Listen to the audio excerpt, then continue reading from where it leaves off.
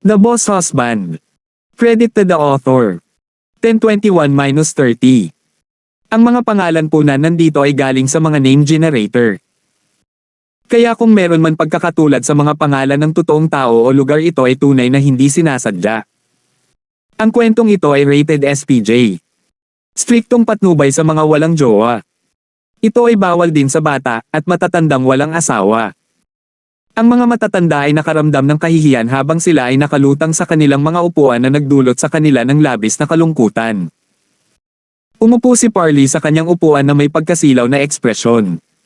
Nanginginig ang labi niya dahil sa matinding emosyong nararamdaman. Parley. Ngumiti si Gavin sa kanyang nag-iisang anak at sinabing, alam mo ba kung gaano kasakit ang marinig mong tinawag mong illegitimate child si Justin?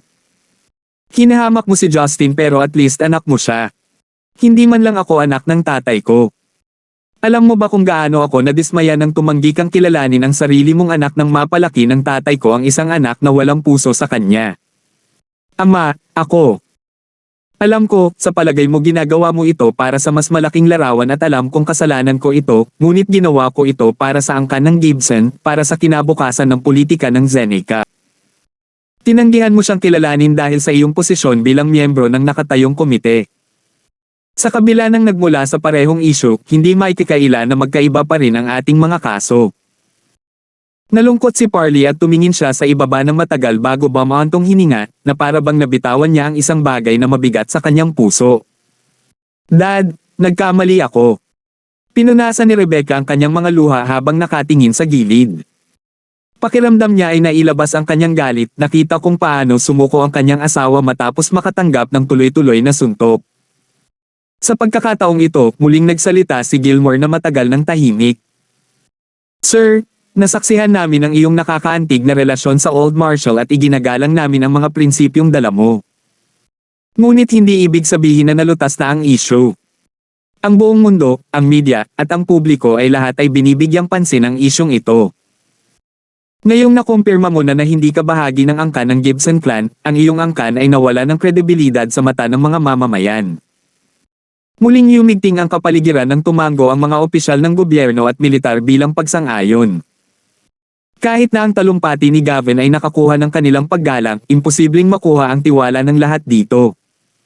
Masasabing ginamit niya ito bilang dahilan sa gulo. Lalala lamang ang mga bagay kung hindi nila ito papansinin dahil kinukutya ng media sa buong mundo ang Zeneca.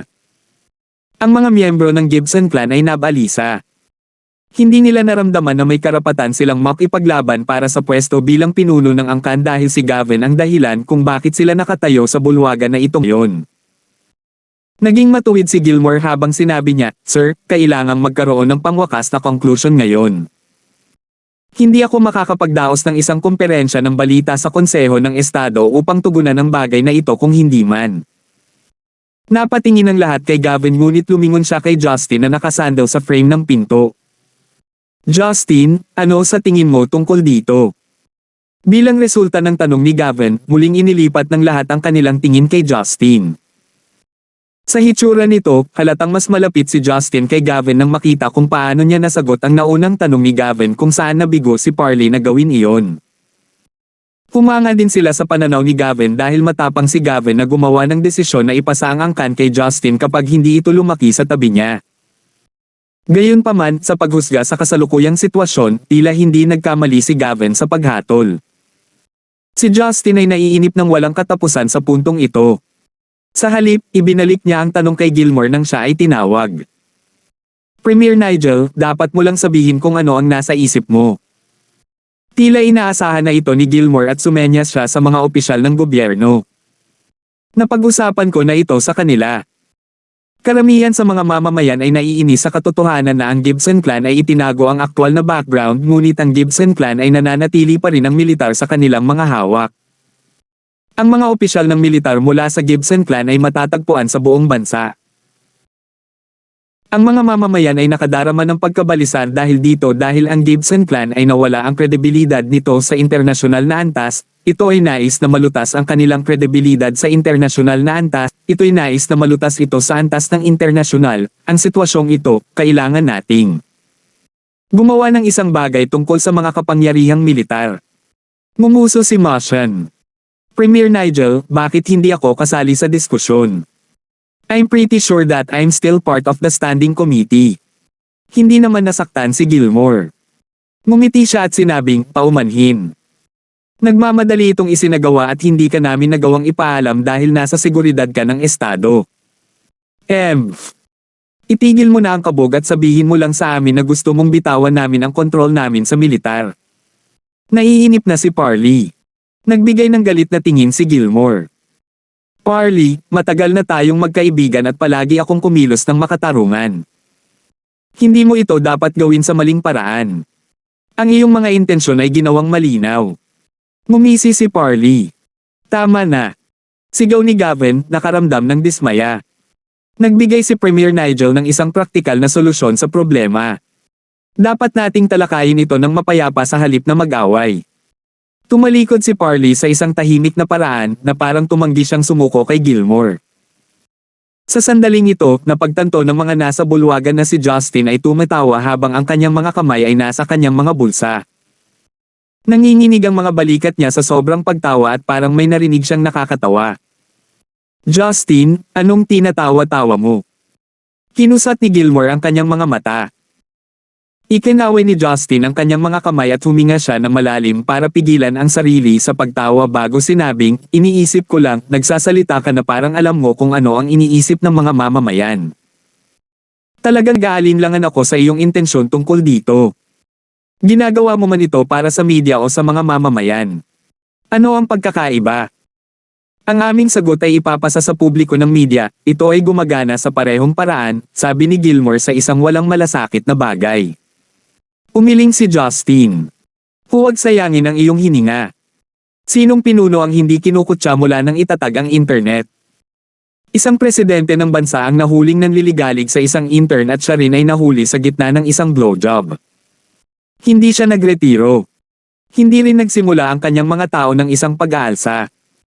Siya ay isang retiradong matanda at sa palagay mo ba ay susubukan ng mga mamamayan na patayin ka at ang kanyang biological na konseho ng estado? Tama ka, ngunit ito ay Zeneca. Ang aming sitwasyon at kultura ay iba, sabi ni Gilmore. Oo, sa pagkakaalam ko, mas mataas ang average annual income nila kaysa sa mga mamamayan sa Zeneca. Simple lang ang buhay nila at wala talaga silang magawa kaya pinagmamasdan nila ang pamilya ng presidente na parang grupo ng mga unggoy. Hindi tulad ng mga mamamayan natin na natatakot na mahuli sa panganganak ng isang bata. Kailangan nilang ipaglaban ang pwesto sa mga paaralan para sa kanilang mga anak na nag-aalala tungkol sa kanilang pag-aaral sa unibersidad, na nag-aalala tungkol sa kanilang pag-aaral sa unibersidad, na nag-aalala tungkol sa kanilang pag-aaral sa unibersidad, na nag-aalala tungkol sa kanilang pag-aaral sa unibersidad, na nag-aalala tungkol sa kanilang pag-aaral sa unibersidad araw-araw ay natatakot silang magbigay ng panggigipit sa lugar ng trabaho at ipinagpalit ang mga pabor sa sexual para sa seguridad. Huminga ng malalim si Justin bago nagpatuloy. Kailangan nilang maging maingat sa kanilang mga gastusin at ang mga walang sasakyan ay nahihiya na umalis sa kanilang bahay. Sa ilang mga lugar, may mga taong nahihirapang maglagay ng pagkain sa kanilang hapagkainan at sila ay nagpapasalamat na lamang na hindi sila namatay sa gutom. Bakit kailangan nilang pakialam kung malinis o hindi ang kadugo ng angkan ng Gibson? Kung hindi, hindi iyon makakatulong sa kanila kung ito ay totoo o napag-usapan. Telebisyon, sa palagay mo ay alam ng mga mamamayan kung ano ito.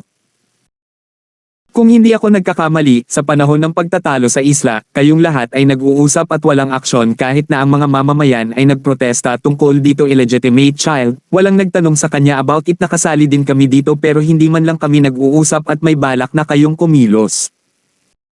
Iba't ibang emosyon ang bumungad sa mukha ni Gilmore at hinigpitin niya ang kanyang pangangunit walang salitang lumabas sa kanyang bibig. Ang mga opisyal ng gobyerno ay tila nababagabag din dito. Pinatunog ito ni Justin na parang hindi ito isang malaking bagay.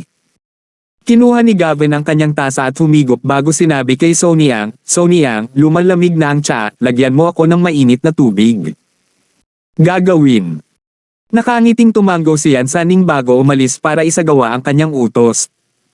Sa wakas ay naunawaan ng iba ang nangyayari. Hindi kailanman kinabahan sina Gavin at Justin tungkol dito. Nag-enjoy lang sila sa isang palabas.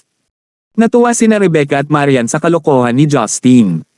Ginagawa niyang komedya ang isang seryosong bagay. Patuloy si Justin. Alam kong hindi rin ito madali para sa inyo. Hindi maiiwasan ang mga casualty pagdating sa gyera. Kahit hindi naapektuhan ang mga anak ninyo, nakakalimutan ito ng mga tao dahil hindi ito pinansin. Kung pag-uusapan iyon, medyo nalilito ako. Kung maaari ninyong baliwalain iyon, bakit kayo nagmamadali para sa solusyon pagdating dito? Nagpalitan ng tingin ang lahat ngunit walang sumasagot. Sa wakas, kumunot ang noo ni Gilmore at sinabing, Justin, ano ang dapat nating gawin dito? Humikab si Justin. Simple lang, magsabi ka lang ng totoo. Ano? Hindi sinasadyang sumigaw ang isa sa mga opisyal ng gobyerno. Paano natin magagawa iyon? Magdudulot lamang ito ng gulo kapag nakumpirmang totoo ang chismis. Inilibot ni Justin ang kanyang mga mata. Kahit kayong mga taong may lihim na motibo ay nagulat sa nakaraan ng matanda. Handa akong tumaya na maniniwala ang mga mamamayan kapag ito ay nailabas na. Natahimik ang lahat sa pinagbabatayan ng katotohanan sa kanyang solusyon. Ang nakaraan ng Gibson clan ay talagang isang nakapagpapatibay na kwento ngunit hindi pa rin sila comfortable na tinawag ni Justin. 10:22. Ngumisi si Justin nang walang nagsalita. Kahit na ibigay natin ang ating mga kapangyarihang militar, hindi ito pagmamayari ng mga mamamayan. Hindi sila makikinabang dito. Sa aking palagay. Ang mga tumatangging pabayaan ito ay tiyak na humahabol sa mga kapangyarihang militar. Alam nating lahat. Kung sino talaga ang tinutukoy ko. Malinaw ang kanyang intensyon bilang araw at kahit alam nila kung sino ang ibig niyang sabihin, ang iba ay sadyang umiwas ng tingin kay Gilmore. Tama siya. Kung talagang ibibigay ng Gibson clan ang kanilang military powers, sila ay mahuhulog sa 4 na major clans at ang kanilang posisyon ay mas mababa kaysa sa Dawson clan. Ang Dawson clan ay maaaring nawala si Zygmunt Dawson ngunit hindi bababa sa kanilang mga negosyo ay hindi naapektuhan. Sa kabilang banda, kung ang kanilang Gibson clan ay mawawala ng kanilang kapangyarihang militar, sila ay magiging mas mababa sa second-rate clan. Kung tungkol sa pag-aari ng mga kapangyarihang militar, ang angkan ng Lee ay hindi magiging bahagi nito dahil nagmamay-ari sila ng malalaking grupo ng mga espesyal na puwersa at ang seguridad ng estado. Ang natitira sa mga angkan ay hindi magiging katugma sa angkan ng Nigel. At the end of the day, ang mga opisyal ng gobyerno mula sa angkan ng Nigel ang siyang humahabol dito. Natahimik ang kapaligiran habang nagbubulungan sila sa isa't isa, pinag-uusapan kung paano ito matatapos. Napangiti si Justin. Lahat, prangka ako sa inyo guys. Ang kumpanya ng asawa ko, Yellow International, ay nagtatag ng isang entertainment company at may department para sa mga pelikula. I was trying to look for source material to shoot a movie. I'm planning to publish a memoir about our old man story and then turn it into a movie about the 2 generations. Sabihin, there are fame, suspensions, everything, mga gimmicks at family. Kailangan mo ng magandang pelikula. Natigilan ang lahat sa site at tinitigan nila si Justin na para bang isa siyang multo. Pinupuri lang ni Rebecca ang kanyang anak. Nang marinig niya ang sinabi nito, hindi na niya napigilan ang sarili na bantayan siya at tinakpan niyang mukha gamit ang mga kamay. Si Justin ay tumakbo sa tabi ni Maria na may malaking ngiti na nakaplaster sa kanyang mukha. Ipinulupot niya ang isang braso niya sa balikat nito. Mahal, ano sa palagay mo ang aking ideya? Sa wakas ay makikilala mo na ba ang aking talento sa negosyo ngayon? Parang ipinagmamalaki niya ang kanyang sarili kaya namula si Marian. Nakaramdam siya ng sobrang hiya. Pinag-uusapan ng lalaking ito ang tungkol sa trabaho sa panahong ganito. Ayos lang kung mag-isa niyang binanggit pero bakit niya ito hinaila? It made her sound like a capitalist who only caring about money. Sa totoo lang, hindi puro kalokohan ang ideya ni Justin. Ngayong nalantad na ang nakaraan ni Gavin, ang pagtatago nito ay magmumukhang mas kaoy na hinala. Kung ilalathala nila ang kwento sa anyo ng isang talambuhay at pagkatapos ay gagawa sila ng isang pelikula, na nagpapakita ng isang mas kabayanihan at malatao na bersyon ng kanya, maaari nilang baguhin ang pananaw ng mga tao sa nakaraan. Nagdilim ang tingin ni Gilmore ngunit wala siyang maisip na ibang paraan para pilitin si Gavin na isuko ang kanyang kapangyarihang militar ngayong nakontrol na ni Justin ang sitwasyon. Dahil walang pagpipilian, sinabi ni Gilmore, kung ganoon ang kaso, gagawa tayo ng draft at mag-oorganisa ng isang news conference para ipaliwanag ang lahat. Gayunpaman, kailangang dumalo si Sir Gibson sa conference. Si Gavin ay hindi tutol dito. Kailangan ko dahil may kinalaman ito sa akin. Pero, binago ni Gilmore ang kanyang tono. Pagkatapos ng usaping ito, nais kong makaharap ka ng may kumpiyansa sa militar kung may magtatanong sa iyo. Kung tutusin, maraming opisyal ng militar ang may pwesto sa iyong hukbo dahil sa kanilang paggalang sa Old Marshal. Baka magbago ang loob nila kapag nalaman nila ang katotohanan. Ang ibig niyang sabihin ay dahil hindi tunay na inapo ni Gibson si Gavin, hindi makikita ng mga taong iyon ang pangangailangang magtrabaho sa ilalim mo. Talagang pinaplano ni Gilmore na i-scout sila ng hayagan. Ngumisi si Justin. Premier Nigel, sa tingin ko hanggat mayroon silang kalahating utak, hindi nila masyadong babasahin ang sitwasyon at baka mamatay sila sa kanilang sarili. Naikuyom ni Gilmore ang kanyang panga at nagsalubong ang mga kilay. Justin, pinagbabantaan mo ba sila? Nagbabanta. Sino ang pinagbantaan ko? Ang mga labi ni Justin ay pumulupot upang bumuo ng isang nakakatakot na ngiti. Wala akong tinukoy na sino man. Nararamdaman ng lahat ang panginginig na dumadaloy sa kanilang gulugod. His smile was technically telling everyone if they dared to take advantage of the situation or chose to betray them, they would be dead soon. Walang sino man ang nangahas na magtanim ng anumang di matapat na kaisipan nang makita kung paano niya pinatay ang isang elder mula sa kanyang angkan ng walang pag-aalinlangan. Lalong natakot ang ibang matatanda na iniisip sa kanilang sarili na kailangan nilang balaan ang mga nakababata na maging tapat. Kahit na si Gavin ay isang taong may kamay na bakal, hindi siya papatay ng walang ingat tulad ni Justin. Natuwa si Gavin na makita ang kinalabasan na ito at kumatok siya sa mesa gamit ang kanyang mga buko. Ngayong naayos na ang lahat, hindi ko na ipapadala ang lahat sa pinto ng personal kaya huwag mag-atubiling tulungan ang inyong sarili. Ang lahat ay mataktika at ang kahangahangang paraan na mayon sila sa simula ay nawala lahat. Makakaramdam lang sila ng takot kung pipiliin nilang manatili pa. Sunod-sunod na umalis at nang makaalis na si Gilmore kasama ang mga opisyal ng gobyerno, umalis din ang mga miyembro ng clan. Nanatili si Martian hanggang sa huli at naglakad patungo kay Gavin na may ngiti sa kanyang mukha. Matandang Gibson, napakapalad mo na magkaroon ng apo na tulad niya. Dapat ay nakakapagpahinga ka na ngayon, sabi ni Martian na may nagmumungkahi na tingin. Napatingin si Gavin kay Justin na mukhang tamad bago umiling at bumantong hininga. Ang mga pagpapala at kasawian ay nagsasama-sama. Ang kanyang mga kakayahan ay kasama ng problema. Ako ay nagsusugal lamang. Alam niyang tumango si Martian, madaling sabihin na ang mga kaaway na kailangang harapin ni Justin ay nasa ibang antas kumpara sa mga makamundong tulad nila. Hindi na ako magsasalita.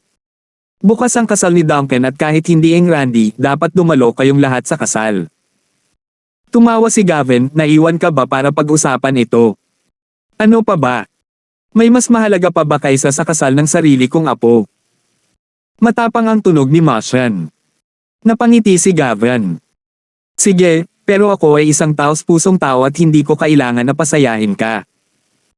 Hindi ka makakakuha ng malaking pulang sobra mula sa akin. Si Martian ay nagbigay ng isang tusong ngiti at sumulyap kay Marian. Maaaring mahirap ka ngunit ang iyong apong babae ay isa sa pinakamayayamang babae sa Zenica, sigurado akong alam niya kung ano ang gagawin. Halos hindi makapag-react si Marian dito. Hindi natuwa si Justin na marinig ito. Hindi nakakagulat na si Duncan ay napakakuripot, nakuha niya ito sa iyo. How dare you call me kuripot? Napakasama mo. Binilhan pa kita noon ng pansit. Sigaw ni Duncan. Naging berde ang mukha ni Martian at Ivan nang marinig nila ito. Sandaling tumawa rin ang iba na naging dahilan ng pagkapuno ng saya sa bulwagan. Si Parley ay hindi sumali sa kanilang pag-uusap. Sa halip, malungkot siyang naglakad palabas ng bulwagan. Natuwa si Rebecca kay Duncan ngunit nang makita niya ang silhouette ng lalaki, hindi niya napigilan ang sarili na makaramdam ng sama ng loob dito at nagpasya siyang sundan ito. Maingay ang atmosphere sa hall dahil nag-aaway sina Justin at Duncan sa isa't isa. Kung ikukumpara sa bulwagan, tila tahimik ang likod bahay. Si Parley ay nakaranas ng napakaraming tagumpay at kabiguan sa nakalipas na mga araw, na isang bagay na hindi pa niya naranasan noon. Ang kanyang puso ay itinatapon sa paligid at ito ay lubos na nabigla sa kanyang buhay at mga halaga. Hindi maganda sa pakiramdam ang biglang ma-realize na hindi pala ang mundo tas naiisip niya. Ang mga tao sa paligid niya ay gumana sa mas mataas na antas kaysa sa kanya. Lumipas ang oras at ang kanyang magaspang na mga gilid ay nakinis na dahilan upang magmukhang kakaiba siya sa kakilakilabot na ugali niya noong siya ay isang commander. Nilakad ni Parley ang hardin at pumasok sa isang pavilion. Tila nawala siya sa kanyang pag-iisip habang nakatitig sa matataas na puno ng balang nasa kanyang harapan. Ano ang iniisip mo? Isang boses ang narinig mula sa likuran niya. Lumingon si Parley at nakita niya ang kanyang pamilyar ngunit dayuhang asawa, ang babaeng nasa tabi niya ng mahigit 20 taon. Bakit ka ba sumama? Magkakaroon ng kasal bukas ang angka ng Lee at kahit malapit tayo sa kanila, kailangan mo pa ring ayusin ang mga regalo. Ngumiti si Rebecca. Palagi na lang. Bahala na ang mga kasambahay. Tumanggaw si Parley, hindi alam kung ano pa ang sasabihin. Bago niya nakilala si Rebecca, marami siyang gustong itanong sa kanya ngunit ngayong nakatayo na siya sa harapan niya, nawalan siya ng masabi. Ikaw. Ikaw. Sabay-sabay silang nagsalita. Sa sandaling ito, hindi nila maiwasang mapangiti sa isa't isa. Are you feeling better these days? Naghihilom na ba ang mga sugat mo? Unang nagtanong si Rebecca. Tumanggaw si Parley at iginalaw ang kanyang mga braso. Malapit na silang matapos. Medyo maganda ang pagpapagamot sa ospital ng militar. Kamusta ka? Ayos ka lang ba sa Stonegate? Nagliwanag si Rebecca. Pare-parehas lang.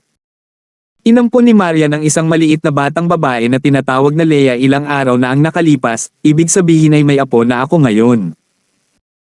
Naisip ni Rebecca na hindi nararapat para sa kanya na pag-usapan ito nang si Parley ay nanatili sa ospital ng mag-isa.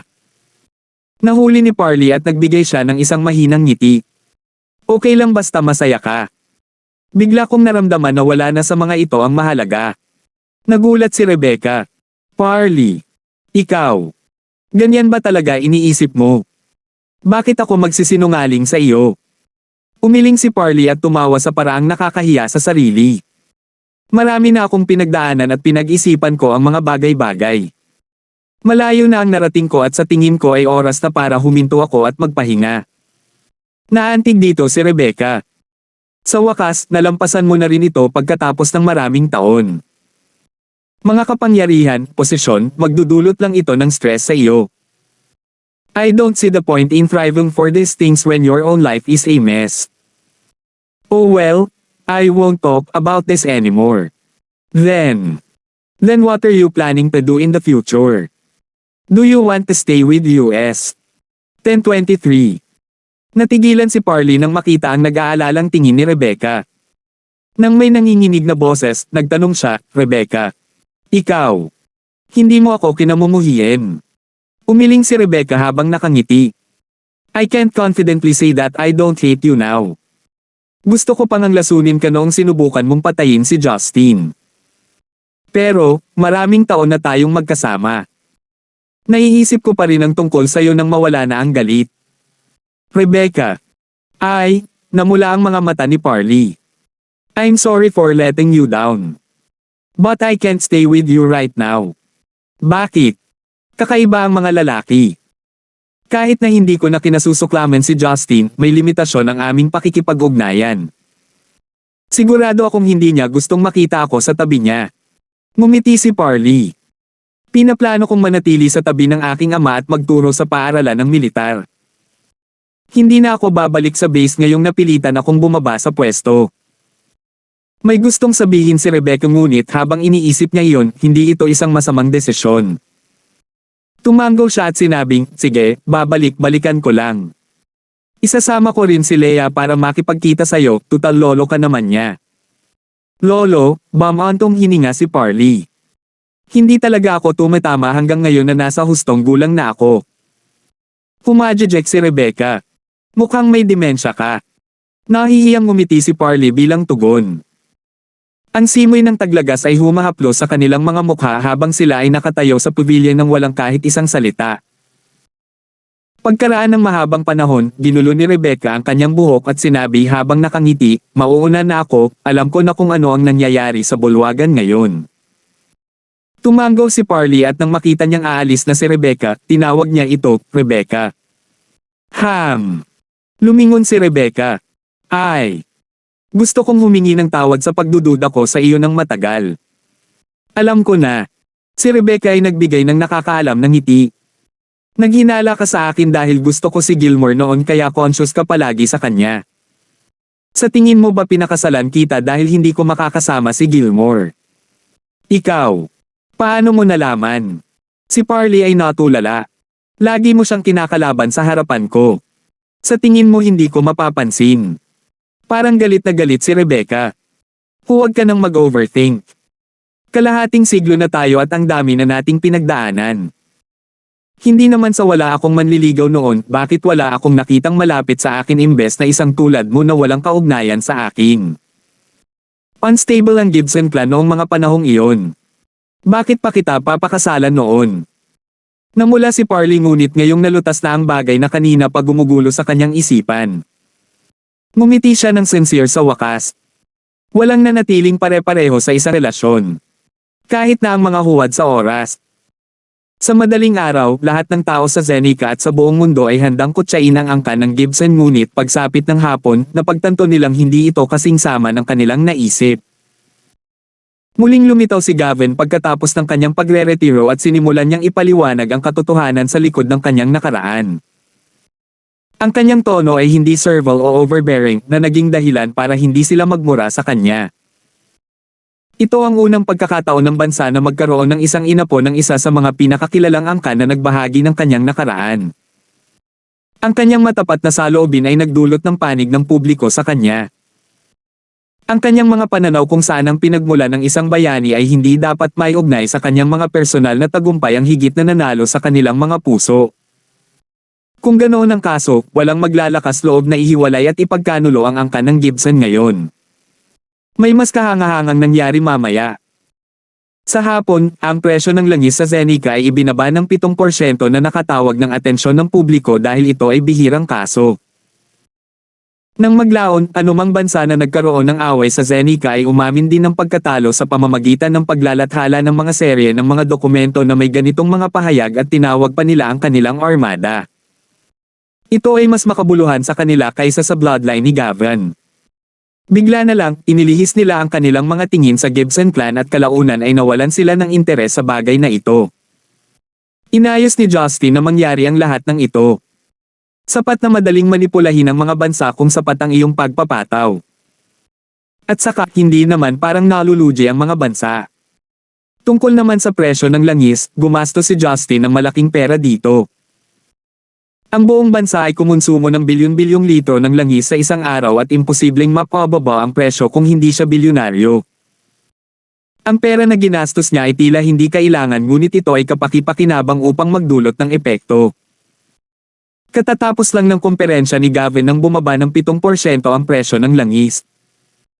Kahit na tila hindi ito nauugnay, susubukan pa rin ng mga tao na i-connecta ang mga tuldok.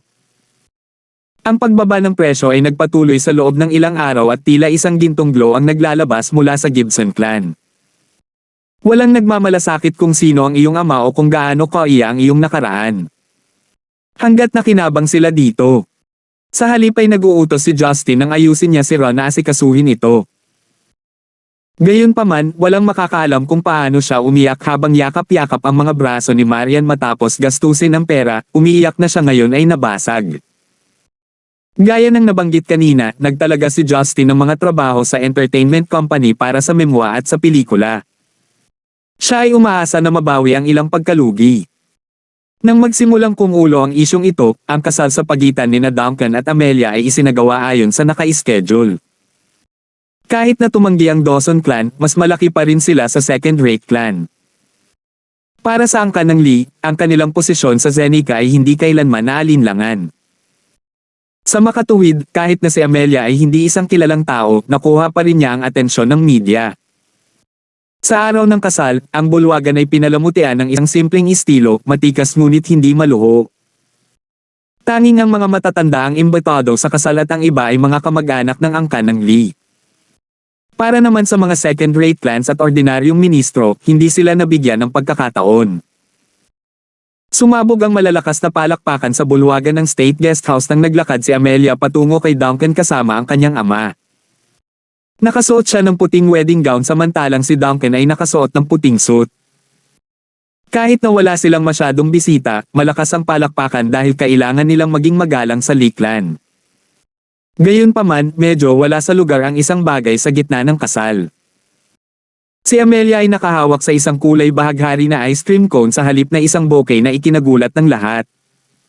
Tanging ang mga nakakaalam tungkol dito ang nakakaantig ng kilos. Bagamat mukhang matangkad at malakas si Duncan sa suot nitong puting suit, nakasuot pa rin siya ng itim na eye patch na dahilan upang magmukhang espesyal ngunit wala sa lugar. Habang nakatingin sila sa mata ng isa't isa mula sa malayo, silang dalawa lang ang makakaunawa sa masalimuot na damdaming ibinahagi nila sa isa't isa. Yung mga pinagdaanan nila, yung nakaraan nila, parang panaginip lang lahat. Tinanong ni Marian si Justin tungkol sa kanilang kwento at kahit sa tunog nito, alam niyang marami na silang pinagdaanan. Malapit sa kanila si Karen na dumalo sa kasal kasama ang kanyang ama na si Mark Ing. Nakatitig siya kay Amelia na naglalakad patungo kay Duncan na may naiinggit na tingin. Sa kanyang opinyon, kahit na nagsimula si Amelia sa maling landas, naabot pa rin niya ang katapusan na inaasam ni Karen. Nakahanap siya ng lalaking magmamahal sa kanya ng higit pa sa pagmamahal niya rito, isang lalaking kayang magpatawad sa lahat ng kasalanan niya dahil sa pag-ibig. Kung ikukumpara sa kanya, kahit na natagpuan din niya ang kanyang tunay na pag-ibig, imposible para sa kanya na magkaroon ng kasal tulad ni Amelia. Sa kabilang panig, si Teresa ay dumalo sa kasal kasama si Tangtang at ang kanyang mga miyembro ng angkan. Si Teresa, sa kabilang banda, ay walang pinagsisisihan. Siya ay maswerte at nagpapasalamat na nakatagpo ng pag-ibig sa kabila ng pagiging matured. Si Teresa ay napuno din ng kagalakan na nasaksihan ang kanyang mahal na pinsan na pumunta sa kanyang kasintahan matapos lumihis sa maling landas. Bago ang kasal, pinag-iisipan ni Justin kung dapat ba niyang bigyan si Duncan ng angkop na regalo ngunit habang iniisip niya ito, naisip niyang wala siyang mabibili na hindi makukuha ni Duncan sa kanyang sarili. Sa pinakadulo, may inihanda si Justin pagkatapos na paalalahanan ni Marian. Gayunpaman, maaari lamang niya itong ibigay sa kanya ng pribado at siya ay nagiging sabik na sa kanyang upuan mula sa mahabang paghihintay. 10:24.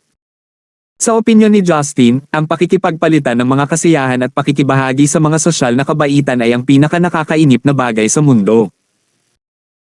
It made weddings unbearable for him but he was fortunate this time around dahil walang nangahas na makipag-usap sa kanya. Sa kabilang banda, mas pinahahalagahan ni Marian ang ganitong uri ng mga social convention kaysa sa kanya. Sa tabi niya si Rebecca, nakilala nila ang maraming impluwensyang tao na may background sa politika at militar kasama si Gavin. Ito ay isang magandang kasanayan para sa kanya dahil sa kabila ng pagiging mahusay sa negosyo, siya ay hindi pa rin karanasan sa social convention. Si Justin ay orihinal na nagpaplano na ipasa ang body pills kina Karen at Teresa sa panahon ng kasal, ngunit nagpasya siyang hindi ito nang makita kung gaano sila kabisi. Lumipas ang oras at nakaalis na ang karamihan sa mga bisita sa venue. Umalis sina Karen at Teresa kasama ang kani-kanilang mga angkan. Hindi sila nang ahas na lumapit kay Justin kasama si Marian sa kanilang gitna. Bahagyang nadismaya si Justin dito ngunit sa pinakakaunti, sa wakas ay makahinga na siya ngayon. Kasama si Marian sa kanyang tabi, naglakad sila patungo kina Duncan at Amelia. Buong araw na umiinom si Duncan ngunit hindi nagpakita ng mga palatandaan ng pagkalasing. Well, basically imposibleng malasing siya dahil nasa full cycle na siya. Uminom din siya ng bahagi ni Amelia mula noong buntis siya at alam din ito ng karamihan sa mga bisita. Napakunot ng noo si Duncan nang makita ang mga ito. Matanda Gibson, napakasama mo. Bakit ang tagal mong nagpakita? Alam mo na lagi kong nakukuha ang atensyon ng lahat saan man ako magpunta. I could not possible outshine you on your big day, ha? Naningkit ang mga mata ni Maria nang marinig ang walang hiyang pahayag nito. Si Duncan ay salungat sa unang ngunit siya ay tumawa ng pilyo sa huli. Huwag mo akong isuklam sa araw ng kasal ko. Mag-usap tayo tungkol sa iba, magkano ang ibinigay mo sa akin sa pulang pakete? 0, diretsyong sabi ni Justin. Ano? 0, ibig sabihin wala akong binigay sa'yo. Mukhang ipinagmamalaki ni Justin ang kanyang sarili. Napasigaw si Duncan sa pagkadismaya. Damn you! Binili kita ng isang mangkok ng noodles noong nabasag ako. Wala akong pulang pakete ngunit mayroon akong iba para sa iyo. Isang misteryosong ngiti ang pinakawala ni Justin. Ang mga mata ni Duncan ay kumikinang. Ano ito? Tingnan ko, isa ba itong malaking brilyante? Tumawa si Justin at tumalikod siya para harapin si Marian. Mahal, si Duncan ay katulad mo.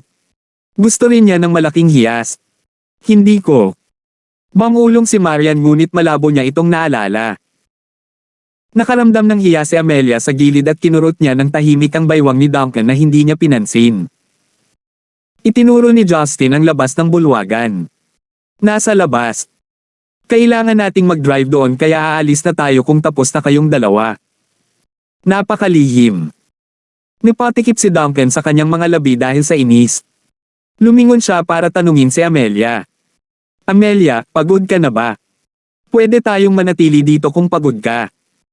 Si Duncan ay hindi nakaramdam ng pagod dahil siya ay isang magsasaka ngunit si Amelia ay hindi isa at siya ay kailangang alagaan mula noong siya ay buntis. Lumaki ang puso ni Amelia sa kanyang pag-iisip. Si Duncan ay palaging nagmamalasakit sa kanya at talagang pinahahalagahan niya ito. Hindi niya mapigil ang murahin ang sarili sa tuwing naaalala niya ang mga panahong muntik na niyang mamis ang isang lalaking tulad niya. Sa kabutihang palad, pareho silang nasiyahan sa kung ano ang nangyari. Tingnan natin, curious din ako dito. Matamis na ngumiti si Amelia. Matapos sabihin sa mga miyembro ng Liklan ang tungkol dito, pinaandar ni Justin ang kotse at silang apat ay sabay na umalis sa State Guest House. Nagpalit sina Duncan at Amelia ng kanilang puting suit at damit pangkasal upang hindi sila magmukhang wala sa lugar kapag nakalabas na sila. Kahit na hindi maganda ang pakikitungo ni Marian kay Teresa, ang kanyang pinsan ay ibang-iba ang kwento. Bihira para sa kanya na gawin ito ngunit natuwa si Justin. Ang trapiko sa Central City ay hindi masyadong masikip dahil gabi na. Makalipas ang halos kalahating oras, nakarating sila sa downtown na malapit sa Third Ring Road. Pagkababa ng sasakyan, naglakad ang dalawang mag-asawa sa mataong kalye habang nakaakbay sa kani-kanilang mga manliligaw. Kahit papaano sa malamig na simoy ng hangin sa gabi at iba't ibang amoy mula sa mga lansangan, ang kakaibang ritmo ng makamundong mundo ay nagpapagaan sa kanilang pakiramdam. 10 minuto silang naglakad-lakad hanggang sa maalala ni Duncan ang pakay nila sa pagpunta rito. Tinanong niya si Justin, Polder Gibson, nasaan ang regalo mo? Nagsisinungaling ka ba?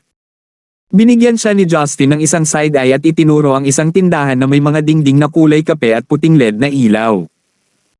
May nakasulat lang na phrase na ice cream. Iyan ang regalo. Nagpalitan ng mga nalilitong tingin sina Duncan at Amelia sa isa't isa. Di ba ice cream parlor yan? Ice cream ang regalo mo.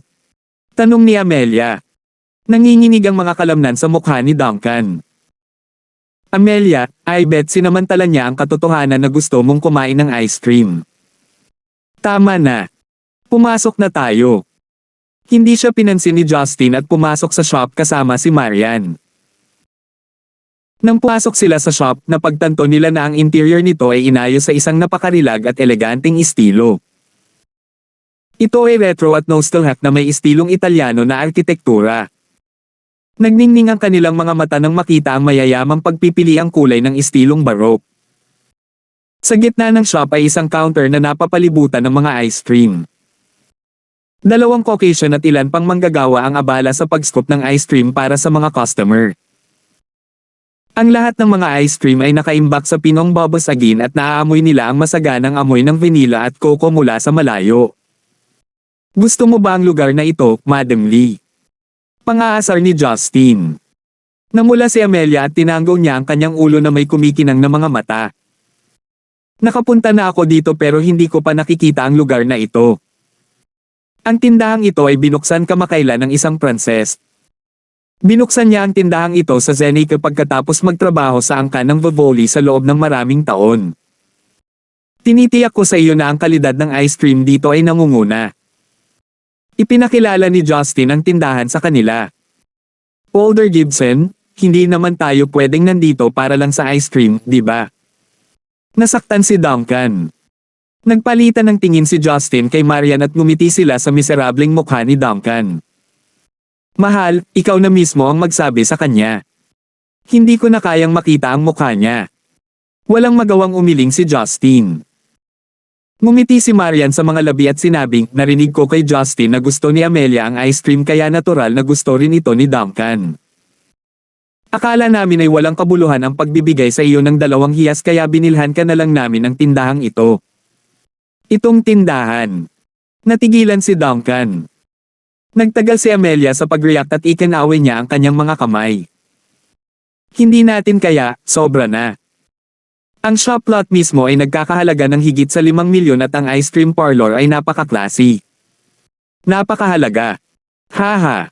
Amelia, wala kang dapat ipag-alala sa kanila. Wala yun para sa kanila.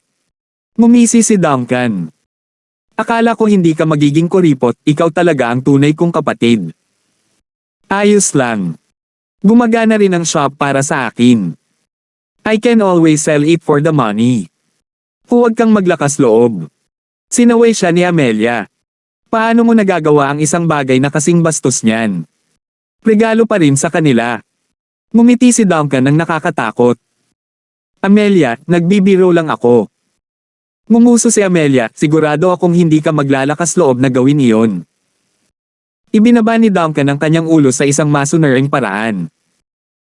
Nagbibiro lang siya at wala namang maidudulot sa kanya kung magagalit ito sa kanya. Si Justin ay lihim na tumingin sa kanya. Hinampis talaga siya. Sige, itigil mo na. Pinunasan ni Marian ang kanyang lalamunan. Sinadya kong hilingin sa kanila na iwanang blanko ang pangalan ng tindahan. Maglaan ng oras para mag-isip ng pangalan para sa lugar na ito. Ang isipan mo talaga, Marian. Ngumiti si Amelia sa kanya nang may pasasalamat. Pakiramdam ni Marian ay tapos na, nakitang pareho silang nasiyahan sa regalo. Kasunod noon ay umupo silang 4 sa booth sa tabi ng bintana at nagkwentuhan pagkatapos umorder ng paborito nilang ice cream flavor. Malamang dahil bata pa si Amelia na may girly at inosenteng personalidad, naging madali para kay Marian na kausapin siya. Sinimulan nilang pag-usapan ang tungkol sa kanilang koleksyon ng Hello Kitty sa pinakamainit na K-drama, tinatalakay kung sinong mga lalaki at babae ang pinakamasama dito. Sa sobrang hilig nila ay tuluyan na nilang hindi pinansin ang kanilang mga asawa. Alam ni Amelia ang tungkol sa mga bagay na ito dahil marami siyang libreng oras noong inaalagaan lang niya si Zygmunt Dawson. Ang kanilang pag-uusap pagkatapos ay lumipat sa anak ni Amelia at nagsimula silang mag-usap tungkol sa pangangalaga sa bata at edukasyon ng bata. Sa una, nakaramdam ng awkward si Amelia sa katotohanang hindi siya buntis sa anak ni Duncan ngunit nalampasan niya ito sa huli dahil kahit si Duncan mismo ay walang pakialam dito. Walang magawa sina Justin at Duncan kaya pareho silang nag-order ng isa pang serving ng ice cream para sa kanilang sarili. Nang halos madaling araw na, kinuha ni Amelia ang kanyang cellphone at nagsimulang ipakita kay Marian ang ilang mga larawan. Marian, tingnan mo, ito ang mga larawan ni Duncan noong bata pa siya. Ipinakita ito sa akin ni Lolo, hindi ba siya mukhang tanga at walang muwang? Pumadjejek si Amelia habang nakaturo sa isang chubby boy na nakasuot ng boxers na may hawak kahoy na baril. Gusto ni Duncan na gumapang sa ilalim ng mesa. Amelia, hindi mo maaaring i-bully ang iyong asawa ng ganito. Ayos lang, tinitignan lang namin, parang hindi ko pinopost. Pinabulaanan siya ni Amelia at patuloy na ipinakita kay Marian ang iba pang mga larawan. Sa huli, ibinahagi pa niya ang sarili niyang mga larawan at nag-photoshop ng mga larawan noong bata pa sila ni Duncan na nagpapakita kung gaano siya kabagot. Natuwa si Marian dahil dito. She actually enjoyed gossiping so even though it looked meaningless to the guys. Kinuha pa ni Marian ang kanyang cellphone at ipinakita ang kanyang sariling mga larawan. Karamihan ay mga larawan niya noong bata pa niya at madali niya itong naipakita mula sa pag-save nito online. Bulalas ni Amelia sa paghanga. Marian, napakaganda mo kahit noong bata ka. Magiging child superstar ka sana. Na-intriga rin si Justin. Buong pagmamalaki niyang sinabi pagkatapos tingnan ang mga larawan, ano ang pinag-uusapan mo? Paanong may makakapantay sa Marian natin? Totoo. Tumanggaw si Amelia bilang pagsang-ayon. Oo, paano ang sa iyo? Ipinakita namin ang sa amin at hindi mo ipinakita ang sa iyo.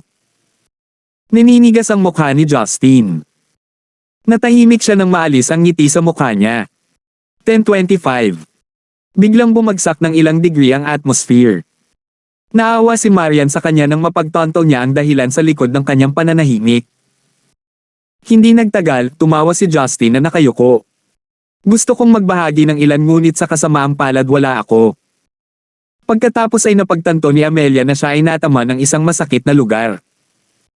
Sinulyapan niya si Duncan, nakaramdam ng awkward dahil sa kanyang nawa. Matandang Gibson, huwag mong isa puso. Hindi niya alam ang iyong nakaraan. Si Duncan ay naging seryoso ngayon at siya ay tumugon sa isang taos pusong paraan. Ikinaway ni Justin ang kanyang mga kamay. Ayos lang. Normal lang sa lahat ang magkaroon ng pagkabata. I guess I'm pretty special, huh? Si Justin ay umalis sa Gibson clan noong siya ay isang sanggol at naging zero kahit papaano. Walang mga larawan ng kanyang malaimpyernong pagkabata ang nakuha. Isang makinis at malambot na kamay ang marahan na humaplo sa hita ni Justin. Lumingon si Justin at napagtanto na nakatingin sa kanya si Marian na may basang mga mata. Huwag mo akong alalahanin. Okay lang ako. Ngumiti si Justin sa kabila ng mabigat na puso. Matapos ang maikling interlude na ito, nawala ng mood ang apat na mag-chat pa, kaya nagpa siya silang umalis dahil gabi na. Inihatid ni Justin sina Duncan at Amelia pabalik sa Lakeland bago umuwi kasama si Marian. Habang papunta sila roon, tinitigan ni Marian si Justin na tahimik na nagmamaneho at nagtanong, nakakaistorbo ka, di ba? Hindi ito itinanggi ni Justin. Tumango ito at sumagot sa kanya, well, it doesn't feel good but you know me, I'll get over it soon. Huminto si Marian sa pagsisiyasat pa. Gusto niya itong aliwin ngunit hindi alam kung ano ang sasabihin ay nasaktan din siya. Si Gavin at ang iba ay tulog na nang makarating sila sa bahay. Hindi rin sila nang ahas na istorbohin ng mga kasambahay kaya naman sobrang tahimik ng buong mansion. Habang naglalakad sila pabalik sa kanilang silid, marahil ay dahil sa malamig na panahon, parang natuyo ang lalamunan ni Marian at medyo naubo. Nakita iyon ni Justin at hinubad niya ang kanyang jacket para sa kanya. Kasunod noon, hinawakan niya ang kamay niya at sinimulang tingnan ang katawan niya. Napangiti si Marian na alam niyang sinusuri siya. Ayos lang, ubo lang. Ang tagal ko nang nag-training at nagil-inang din ako ng ayon sa banal na kasulatan. Halos hindi na ako sipon, di ba? Mahirap sabihin. Mahina ang iyong pundasyon kaya posible pa rin kung ikaw mismo ang nagtatrabaho. Ngumiti si Justin pagkatapos suriin ang kanyang katawan. Wala namang masama pero kahit may problema, kaya kung gamutin agad basta nasa tabi mo lang ako.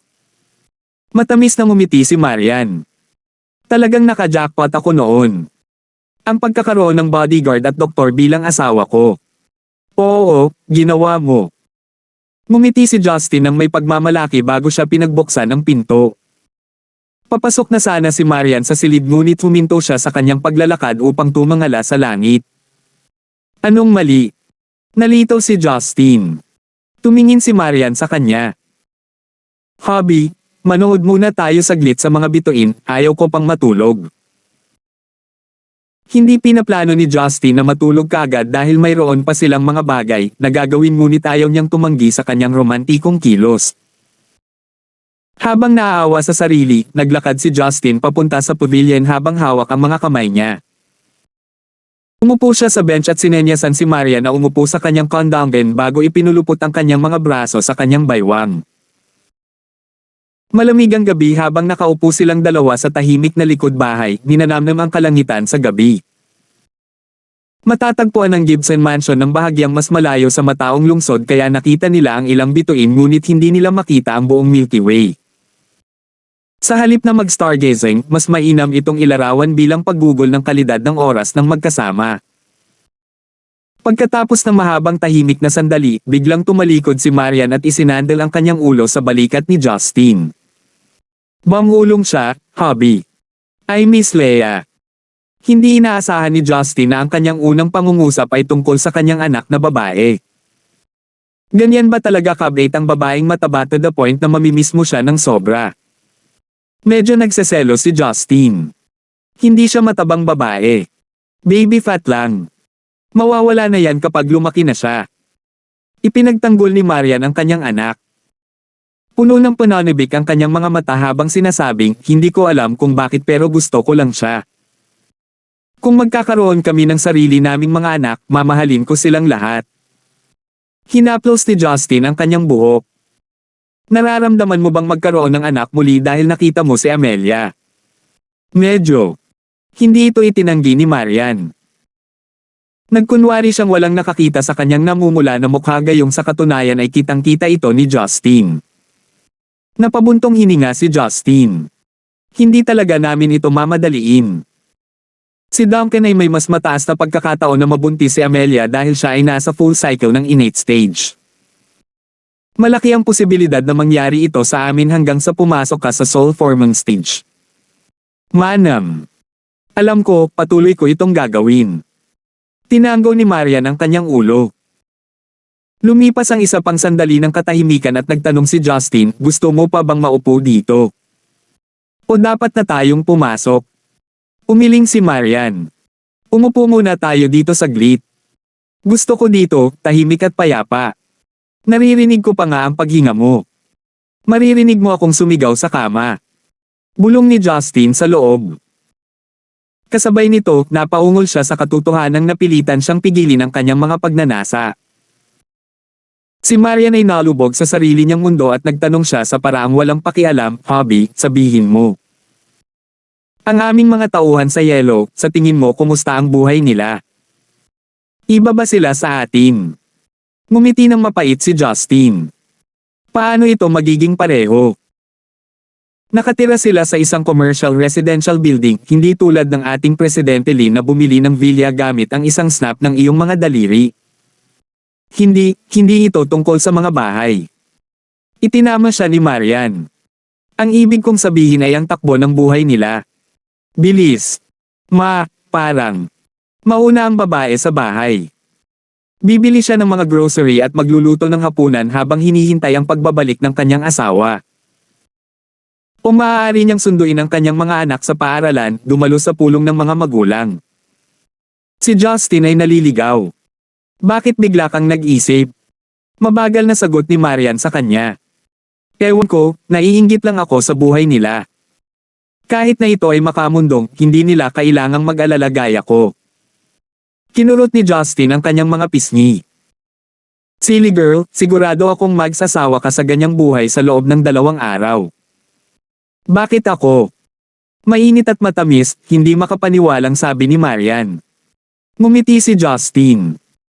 "Kung kami ay talagang isang ordinaryong mag-asawa, ang aming buhay ay magiging 3 pangungusap." 3 pangungusap? Tumanggo si Justin.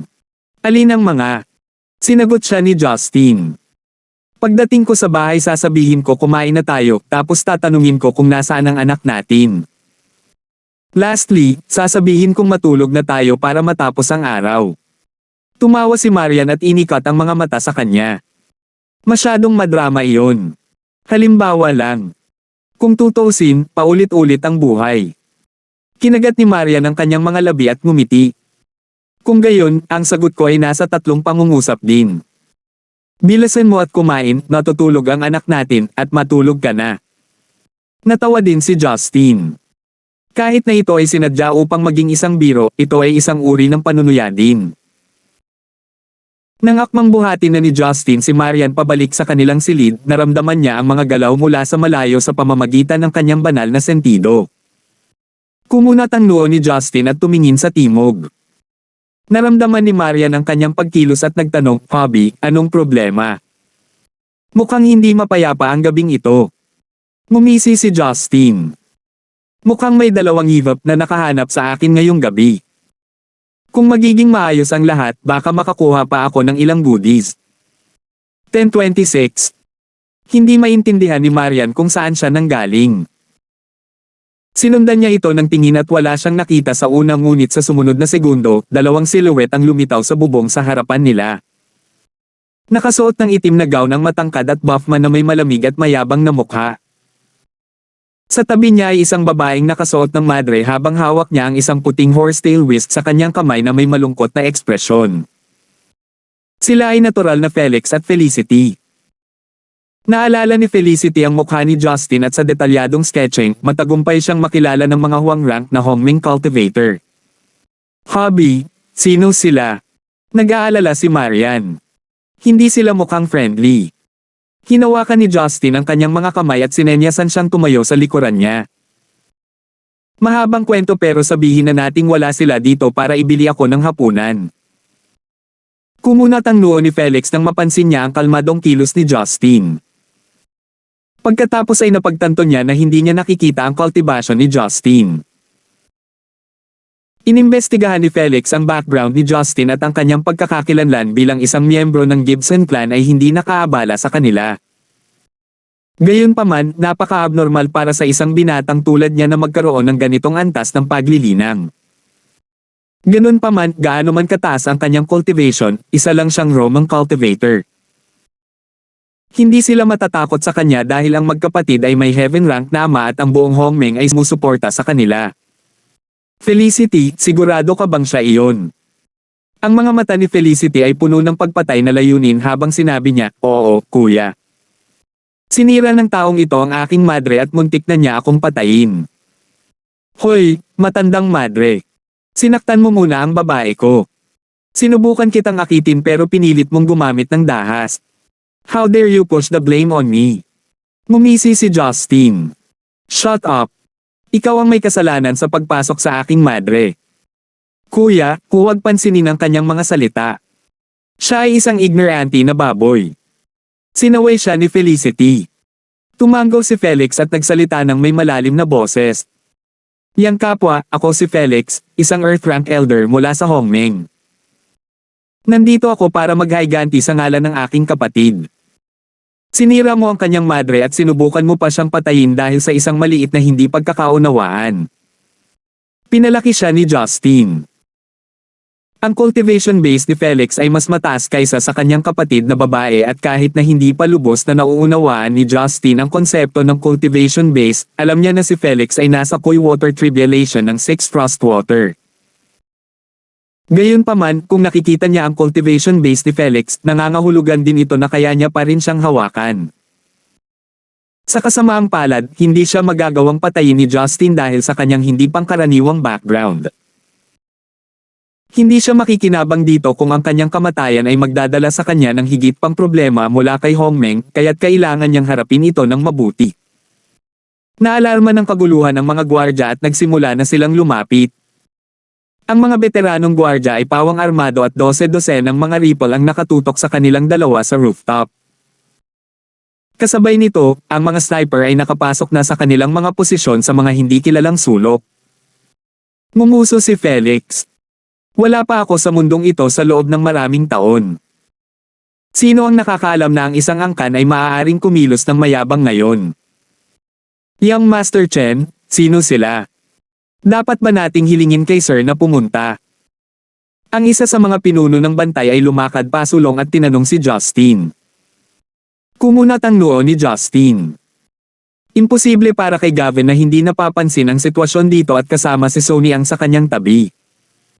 Tiyak na darating sila sa lalong madaling panahon. Hindi niya maaaring ipagsapalaran ang mga ito sa panganib. "Lumayo kayong lahat. Huwag kayong makialam dito." Utos ni Justin na may mahigpit na boses. Hindi ito isang paghaharap na maaaring salihan ng mga makamundo. Hindi nais ni Justin na isakripisyo nila ang kanilang buhay para sa wala. Nataranta ang mga gwardya ngunit hindi nila nakalimutang sundin ang kanyang mga utos at umaatres ng malayo sa kanila. Nag-isip sandali si Justin bago tumangala. Ang kanilang madre ay sinira ko na, maaari ko itong itayo muli para sa iyo kung gugustuhin mo. Gayunpaman, ang aking babae ay sinaktan ng iyong kapatid at sinubukan pa niyang nakawin ang aking paraan ng pagtatanim. Ano ang dapat nating gawin tungkol doon? Kalokohan. Sinusubukan ko lang siyang kunin bilang aking alagad at ginamit ko ang gamot para makalimutan niya ang makamundong mundo para makapag-focus siya sa cultivation. Wala akong ibang intensyon. Napaluwa si Felicity sa pang-aalipusta. Ngumisi si Justin. Walang saysayang talakayang ito kung tatanggi kang aminin ang iyong pagkakamali. Sabihin mo lang sa akin kung ano ang gusto mo. Sinabi ni Felix, ang mga tao ng Hongmeng ay hindi kailanman iniugnay ang kanilang sarili sa makamundong mundo ngunit ito ay isang espesyal na kaso. Una, ikaw ay hindi isang makamundong tao dahil nalampasan mo na ang yugto ng Soul Foreman. Sa mahigpit na pagsasalita, dapat ay sumali ka sa hanay ng Hongmeng. Gayunpaman, maaari kang hindi kasama sa panuntunang ito dahil ikaw ay bahagi ng aming 4 na pangunahing mga angkan. Pangalawa, ang iyong mga kapatid ay may madaling alitan. Kung tatanggi kang humingi ng tawad sa aking kapatid, kailangan mong itayo muli ang madre ng aking kapatid at ibigay ang iyong paraan ng paglilinang bilang isang paraan ng kabayaran. Dami itong mga taong ito. How dare they blackmail him? Halatang pinapahirapan siya ng mga ito dahil baguhan siya sa cultivation realm at hindi siya maglalakas loob na hamanin si Hongmeng. Wala silang ibang hinahangad kundi ang kanyang cultivation na paraan na nangangahulugan na dapat nilang ipagpalagay na ito ang parehong paraan na nagpapahintulot sa kanya na gamitin ang Nanming Lee Fire. Mukhang wala silang relasyon sa nakatagong plan na nagtangkang nakawin ang kanyang Endless Resolve Restoration Scripture. Gayunpaman, hindi inaasahan ni Justin na hindi man lang nakita ng magkapatid ang pangangailangang mag-aksaya ng kanilang oras sa kanya. Ito ay mas mahalaga para sa kanila na makuha ang kanilang nais at bumalik upang linangin ng mabilis hanggat maaari. Ang isang miyembro ng clan mula sa makamundong mundo ay hindi makalaban sa kanila kahit na siya ay nasa yugto ng tribulation passing. Bakit sila magpapatalo sa isang menor de edad na karakter na tulad niya? Paano kung tumanggi akong gawin iyon, papatayin mo ba ako? Ngumisi si Justin. Tinuwanan siya ni Felix ng mapanokso. Sa tingin mo hindi kami maglalakas loob na patayin ka? Ang cultivation base ng kapatid ko ay mas malakas kaysa sa akin at maswerte ka sa Nanming Lee Fire noong nakaraan.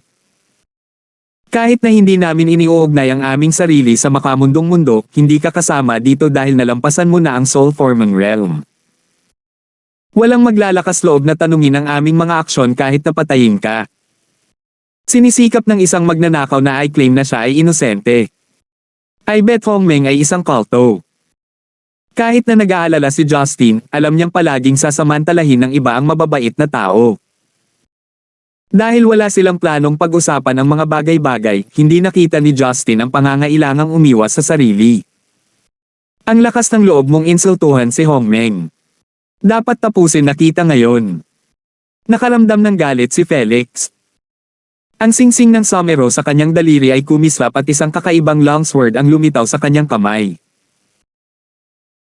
Ang katawan ng espada ay may kulay ng buwan at sa gitna nito ay isang buwang na espasyo, dahilan upang ang espada ay makitid sa magkabilang dulo at malawak sa gitna. Kumikislap ito sa ilalim ng liwanag ng bituin na parang gawa sa salamin. Bumagsak ang puso ni Justin. Ang espada ay tila isang mas mataas na uri ng artifact. Sa paghusga sa kakaibang hugis nito, dapat mayroong isang uri ng lihim na paggana dito. Kailangan lang naming bigyan ng babala sa pagpapahiya sa kapatid ko at kailangan mo lang kaming bayaran. Hindi ka sumunod at ininsulto mo pa kami. Kailangan ka naming parusahan sa pangalan ng langit. Alam ni Felix na hindi gumamit si Justin ng anumang mystical artifact at dahil mayroon siyang mid-upper na rango na artifact, dapat niyang talunin siya. Sigurado si Felicity na mananalo ang kanyang kapatid kapag nakita niya ang kanyang espada. Tinuya niya si Justin, rascal, mas mabuting aminin mo ang iyong pagkakamali at ibigay mo ang iyong paraan ng paglilinang. Kapag ginamit ng kapatid ko ang kanyang Kungming Sword, kahit na ang mga nasa ikalawang antas ng Six Frostwater Tribulation ay hindi na makakaligtas dito. Ang ikalawang antas ng kapigatian ng Koi Water. Dapat ay ang Ming Water Tribulation kung gayon. Maaari bang lampasan ni Felix ang mga ranggo na may mystical artifact? Medyo kinakabahan si Justin. Hindi na kailangang sabihin pa. Aagawin natin ang kanyang babae pagkatapos natin siyang patayin. Hahanap tayo ng paraan para makuha ang paraan ng kanyang paglilinang sa kalaunan, diretsyong sabi ni Felix, naisip na niya ang buong daloy ng trabaho. Nagdilim ang mukha ni Justin. Hindi man madaling kalaban ang kinakaharap niya, hindi niya kinaya ang mga insulto mula sa mga ito. Nang walang pag-aalinlangan, tumalon si Justin mula sa kanyang pwesto. Ang tanging mga taong namamatay ngayon ay marami ka. Si Justin ay nagpakita ng ilang pulgada ang layo mula kay Felix at sa isang iglap, iniunat niya ang kanyang kanang kamay at itinutok ito sa kanyang ulo. 10:27. Kahit na silang tatlo ay nasa tribulation passing stage, magiging mahirap para kay Justin na talunin sila ng madali dahil hindi lahat sila ay nakaharap sa 9 heavenly lightning. Kahit na ang pisikal na katawan ni Justin ay mas matigas kaysa sa karaniwang magsasaka, na may napakalaking lakas mula sa True Yuan bilang kanilang baluti, hindi siya magiging kalamangan. Kung sila ay makamundo, maaaring ibinaon ni Justin ang kanilang mga katawan sa abo sa isang simpleng pagtitik ng pulso.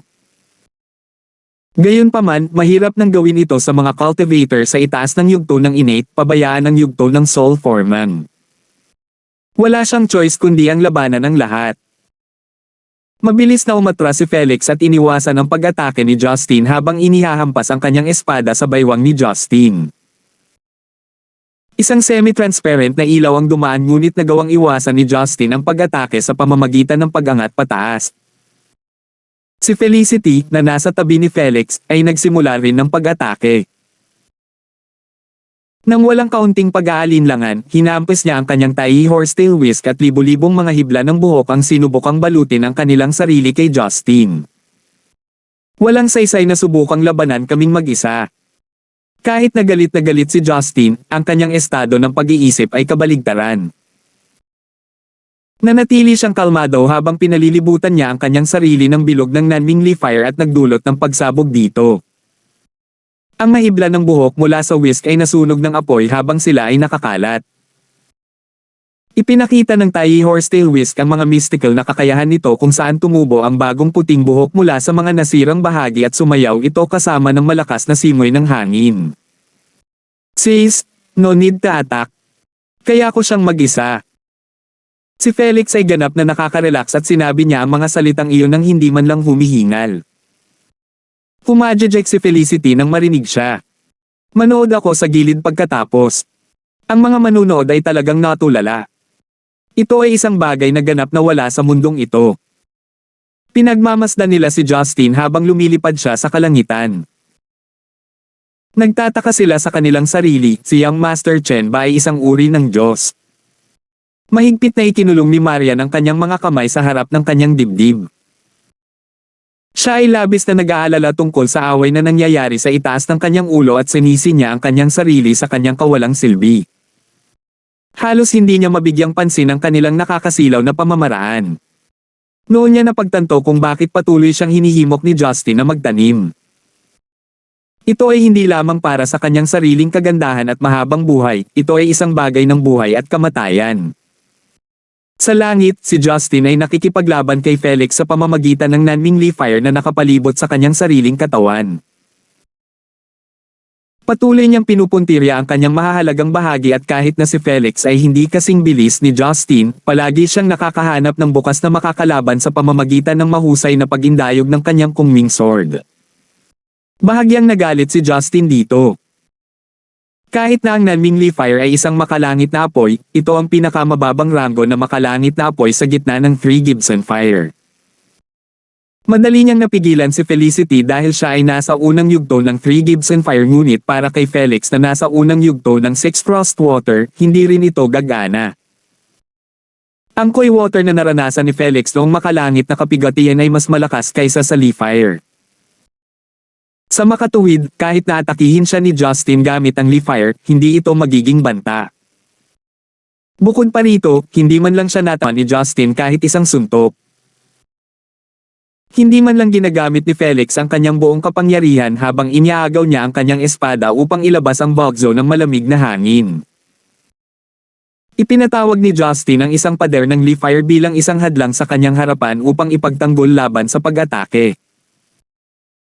Ang iyong paraan ng paglilinang ay talagang mystical, nakikita kung paano ito nagbibigay ng walang katapusang supply ng Nanning Lee Fire. Nakalulungkot, wala ka pa ring karanasan. Napakaraming nasasayang na potensyal dito. Hayaan akong makahanap ng bago, masangkop na may-ari para dito.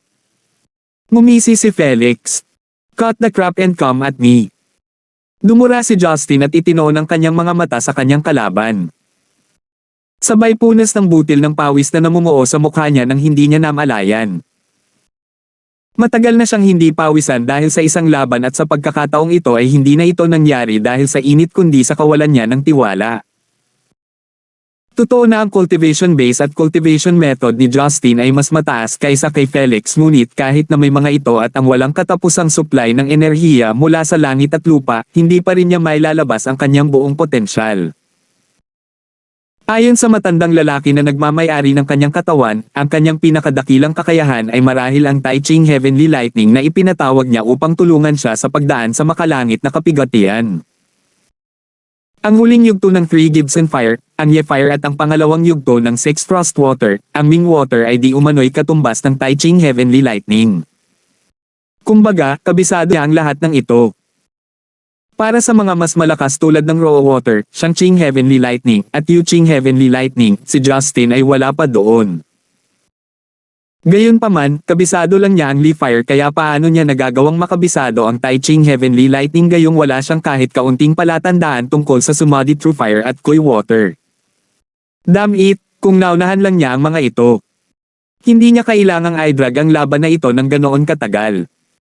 Tama na, hindi na ako gustong mag-aksaya ng oras ko sa iyo. Mas mahina ka kaysa sa inaasahan, sabi ni Felix nang mapagtanto niyang hindi na umaasenso si Justin sa kanya. Isang hindi pangkaraniwang surge ng True Yuan ang pinakawalan mula sa Kungming Sword. Nagsikip ang mga mag-aaral ni Justin. Yung Kungming Sword. Naglalaho na. Hindi lamang nawala ang espada, ngunit si Felix ay naglalaho din sa kanyang linya ng paningin. Hindi siya gumamit ng kung anong flawed invisibility skill. Kung iyon ang kaso, madali sana siyang natunton ni Justin gamit ang kanyang banal na kahulugan. Gayunpaman, kahit ang kanyang banal na sentido ay hindi makita si Felix. Nanunuya si Felicity kay Justin. Ito ay walang silbi. Ang espada ng aking kapatid ay maaaring walang malakas na mapanirang kakayahan ngunit maaari siyang maging invisible sa pamamagitan ng pagharang sa divine senses.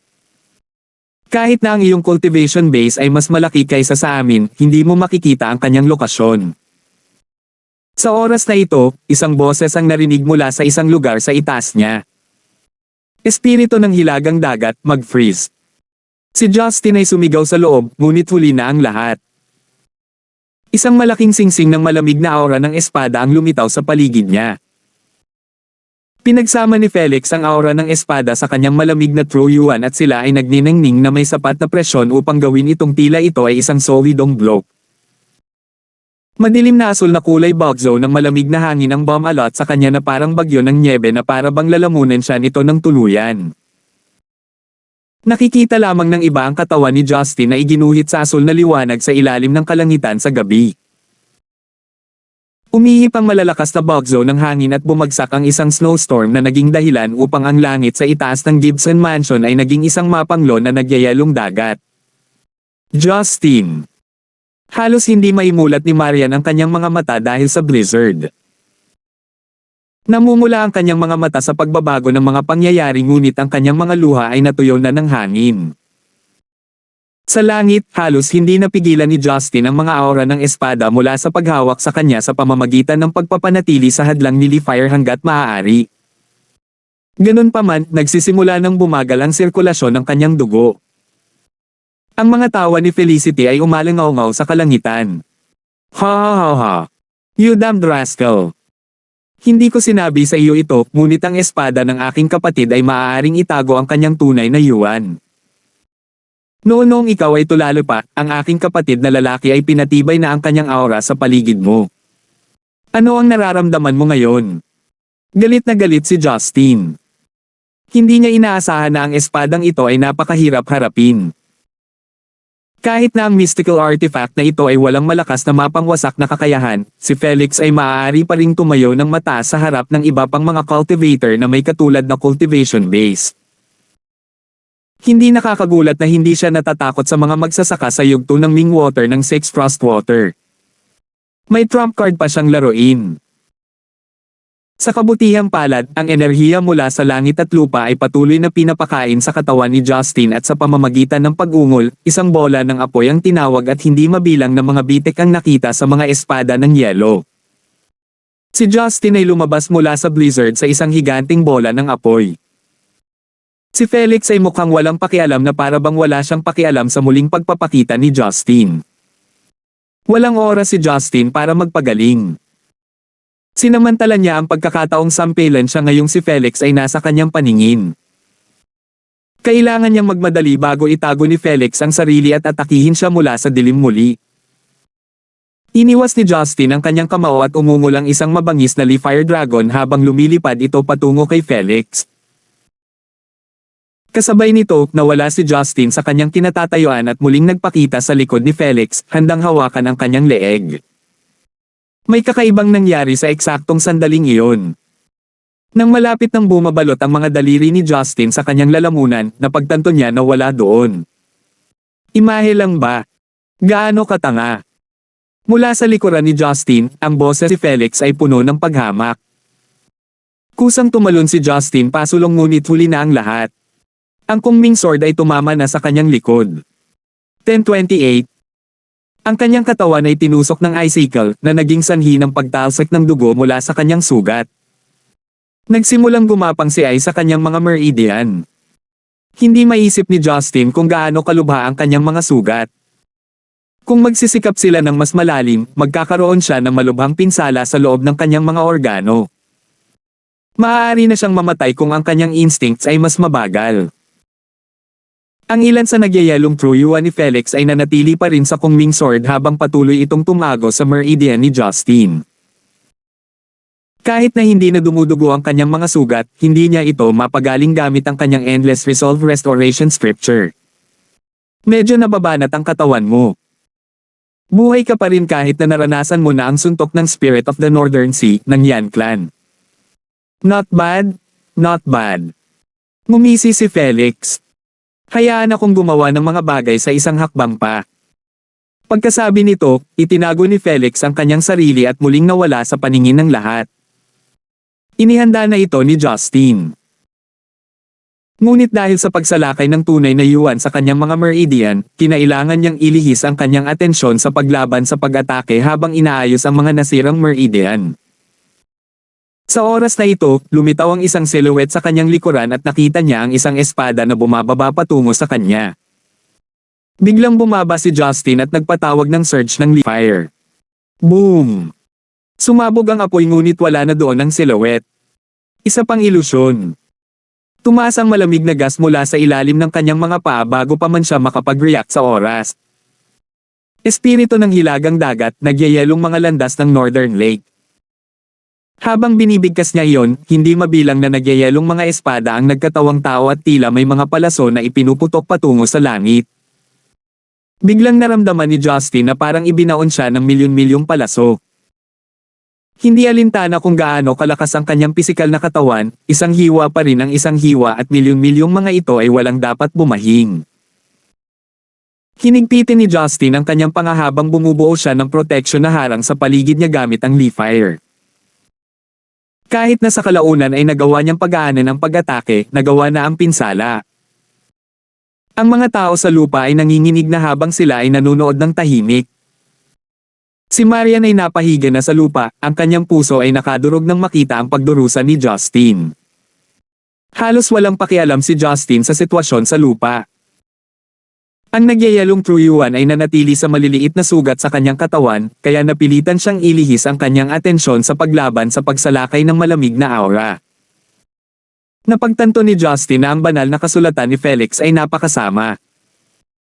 Tina-target nito ang kanyang mga meridian sa halip na magdulot ng pisikal na pinsala. Kahit sino pang ordinaryong magsasaka ay nasa mas masahol na kalagayan kaysa sa kanya.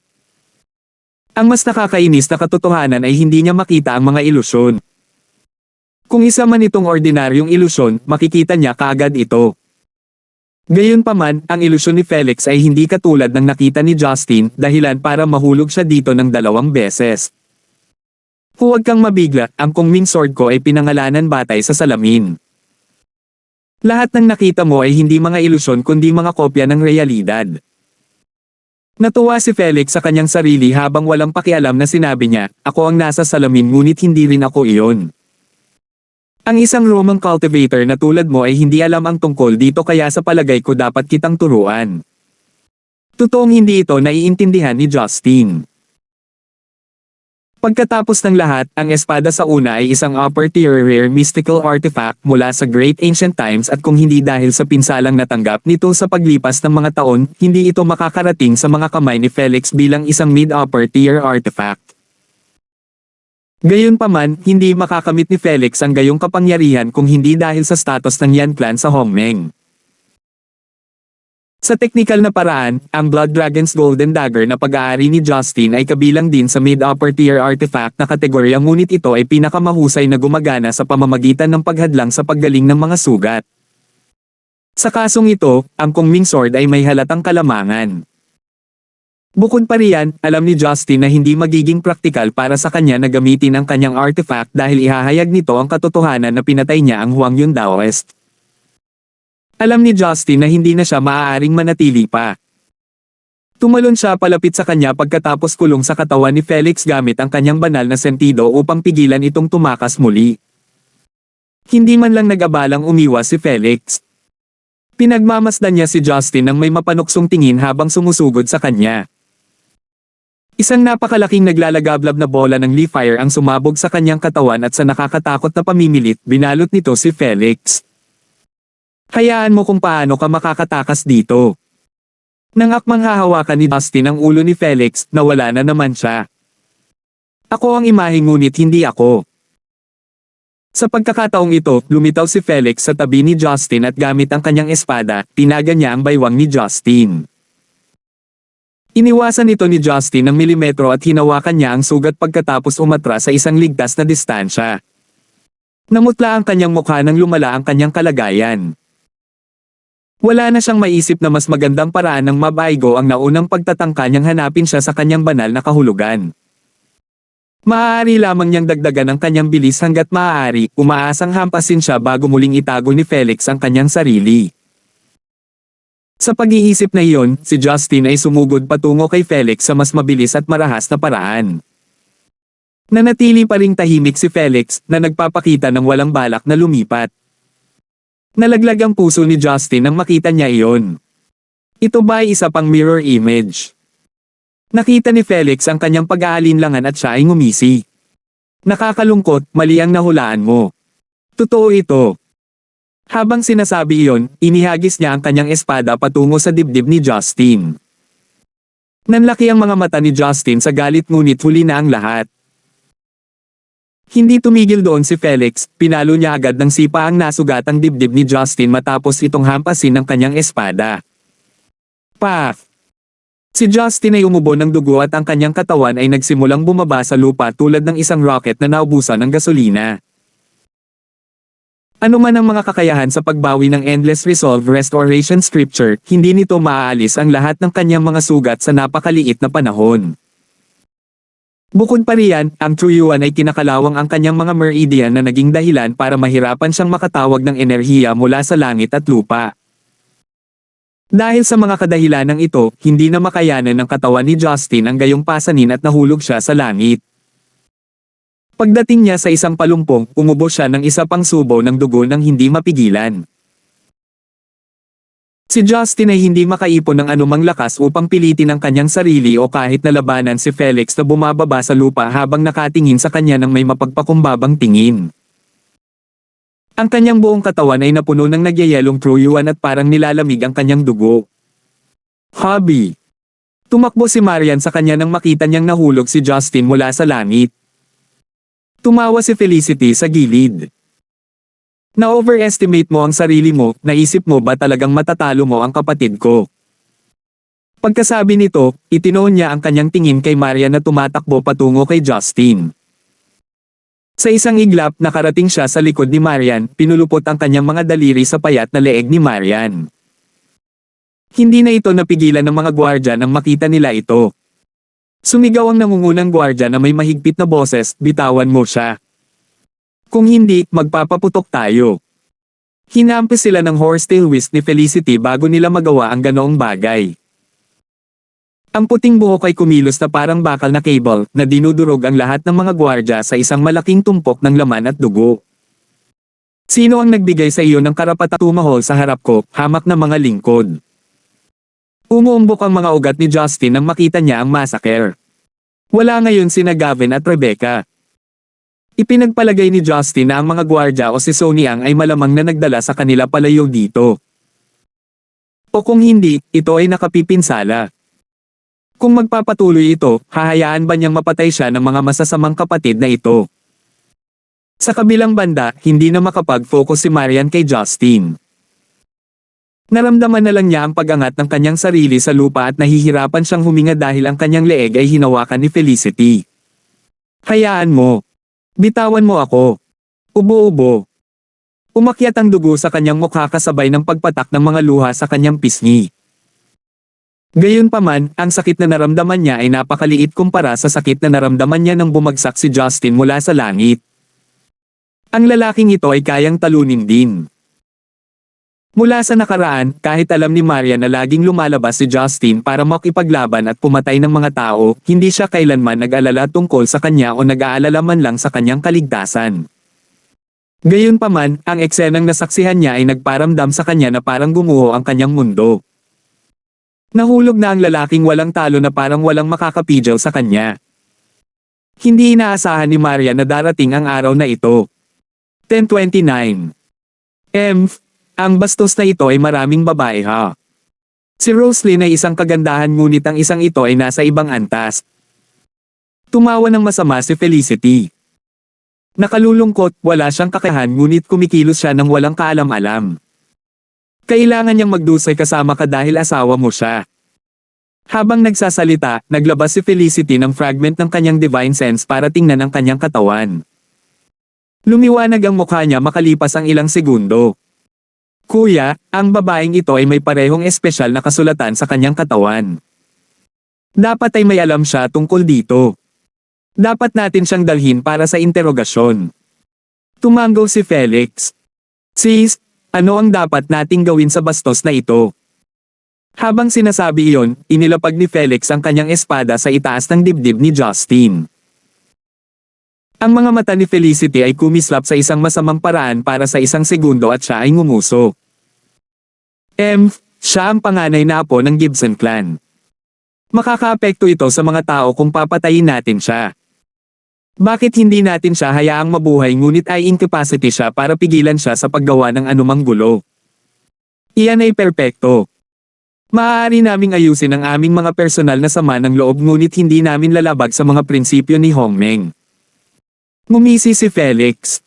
Sisirain ko ang dantiyan niya ngayon. Pagkasabi nito, isang makapal na ulap ng malamig na aura ng espada ang lumabas mula sa kanyang espada na nagbabantang tumusok sa kihay acupoint ni Justin. Sa sandaling nag-uusap ang magkapatid, naglaan si Justin ng oras upang gamutin ang kanyang mga sugat gamit ang enerhiya mula sa langit at lupa.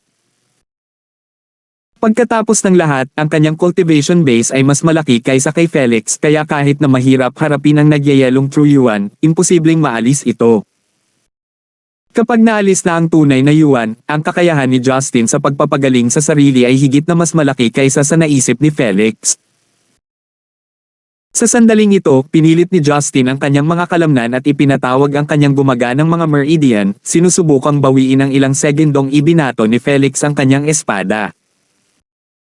Magtagumpay lamang siya sa sandaling iyon, alam na alam niyang wala na siyang ibang pagpipilian. Napakahirap na makaisip ng paraan para talunin ang Kungming Sword ni Felix sa napakaikling panahon. Sakto sa sandaling ito ng isang boses ang pumutol sa katahimikan. Tumigil ka! Isang kulay abong silweta ang biglang lumitaw sa linya ng paningin ng lahat.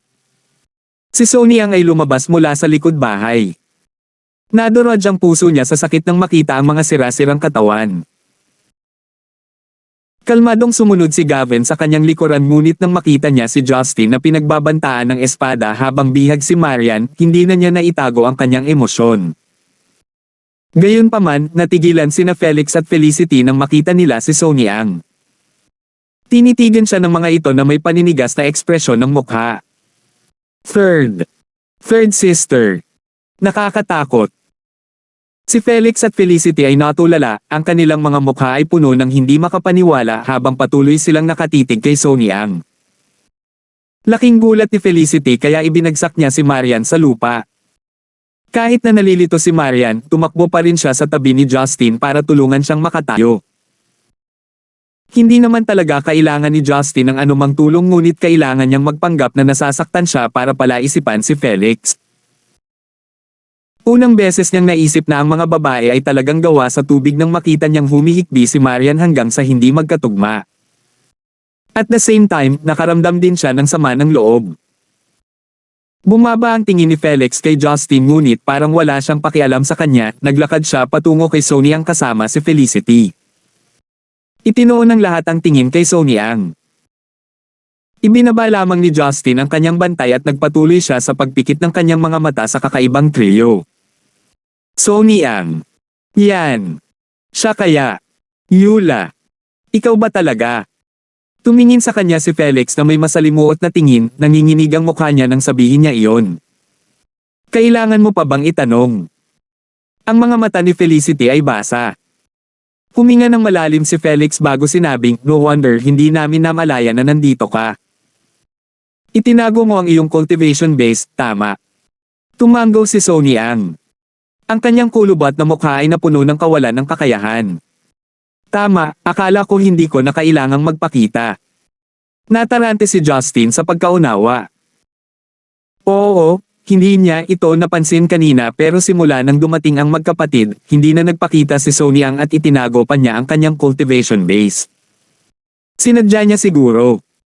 Hanggang ngayon, tinatanggihan mo pa rin ba kaming makipagkita o makipagkita kay Father? Tinanong siya ni Felix. Umiling si Sonny Ang. Hindi ako nanatili dito kung gusto kong bumalik. Yula, bakit mo babaguhin ang sarili mo sa ganitong estado? Nasa gitna ka na ng yugto ng soul hormone kaya bakit mo sinasadyang tumanda? Nagsimulang umiyak si Felicity. Sinusubukan mo bang saktan ang sarili mong kapatid? Alam mo ba kung gaano kita katagal na hinahanap? Mula nang umalis ka sa bahay, nahulog na rin ako kay Ama. Nagtanim ako sa makamundong mundo at hinanap kita sa buong bansa. Hindi ko akalain na nagtatago ka sa angkan ng Gibson. Si Sonny Ang ay naantig sa kanya at tumingin siya kay Felicity na puno ng tubig ang mga mata. Ikalawang kapatid na babae. Ako. Yula, hayaan mo akong tingnan kang mabuti. Magbagong anyo. Huwag mo nang tatandaan ang iyong sarili. Nagmamakaawa si Felicity sa kanya. Tumingin si Sonny Ang kay Gavin na may problemadong tingin at napabuntong hininga siya nang lumingon siya kay Felicity na nakatingin sa kanya nang may naghihintay na tingin. Napabuntong hininga siya. Mabuti. Tumanggaw si Sonny Ang bago tinawag ang kanyang truyuan. Positibo si Justin na silang tatlo ay mula sa iisang pamilya. Iyon ay dahil ang tunay na yuwa ni Sonny Ang ay eksaktong kapareho ni na Felix at Felicity. Gayunpaman, mas mahina ang cultivation base ni Sonny Ang dahil hindi pa siya umabot sa tribulation passing stage. Habang umiikot ang kanyang truyuan sa kanyang katawan, nagsimula siyang magbago. Ang kanyang kulubat na mukha ay nagsimulang sumikip at pumuti sa parehong oras. Nagliwanag din ang kanyang mga mata at nagsimulang maging itim ang kanyang buhok. Ang baluktot niyang katawan ay nagsimulang tumuwid at kung titingnang mabuti, makikita nila na ang balat sa leeg ni Soniang ay nagsimulang maging katulad ng balat ng isang dalaga. Unti-unti na siyang naging dalaga. Ang kanyang mukha ay patas na may kulay rosas na labi at ang kanyang mga mata ay tila lalong maliwanag at mahamog. Hindi lang si Justin ang nabighani. Tumigil sa pag-iyak si Marian nang makita niya ang mga pagbabago sa katawan ni Soniang. Soniang, lola yan, ay talagang dalaga. Kahit na alam ni Justin na napaka-posible para sa kanya na mapanatili ang kanyang figure dahil sa kanyang paglilinang, mahirap para sa kanila na harapin ito dahil nakasanayan na nilang makita siya bilang isang matandang babae. Hindi na nila siya matawagan ng granny yan. Tila nahihiya si Soniang, ganap na iniiwasan sina Justin at Marian. Si Gavin ay parang naaalala niya ang nakaraan at napangiti siya nang makita niyang bumalik si Soniang sa kanyang orihinal na anyo. Yula! Ikaw talaga! Ate ko! Napaiyak si Felicity sa tuwa, hinayla si Yula sa kanyang mga bisig. Napakagatlabi si Yula. Sis! Kasalanan ko kung bakit kita pinahirapan. Umiling si Felicity, ayos lang, hindi mahalaga basta ayos ka lang.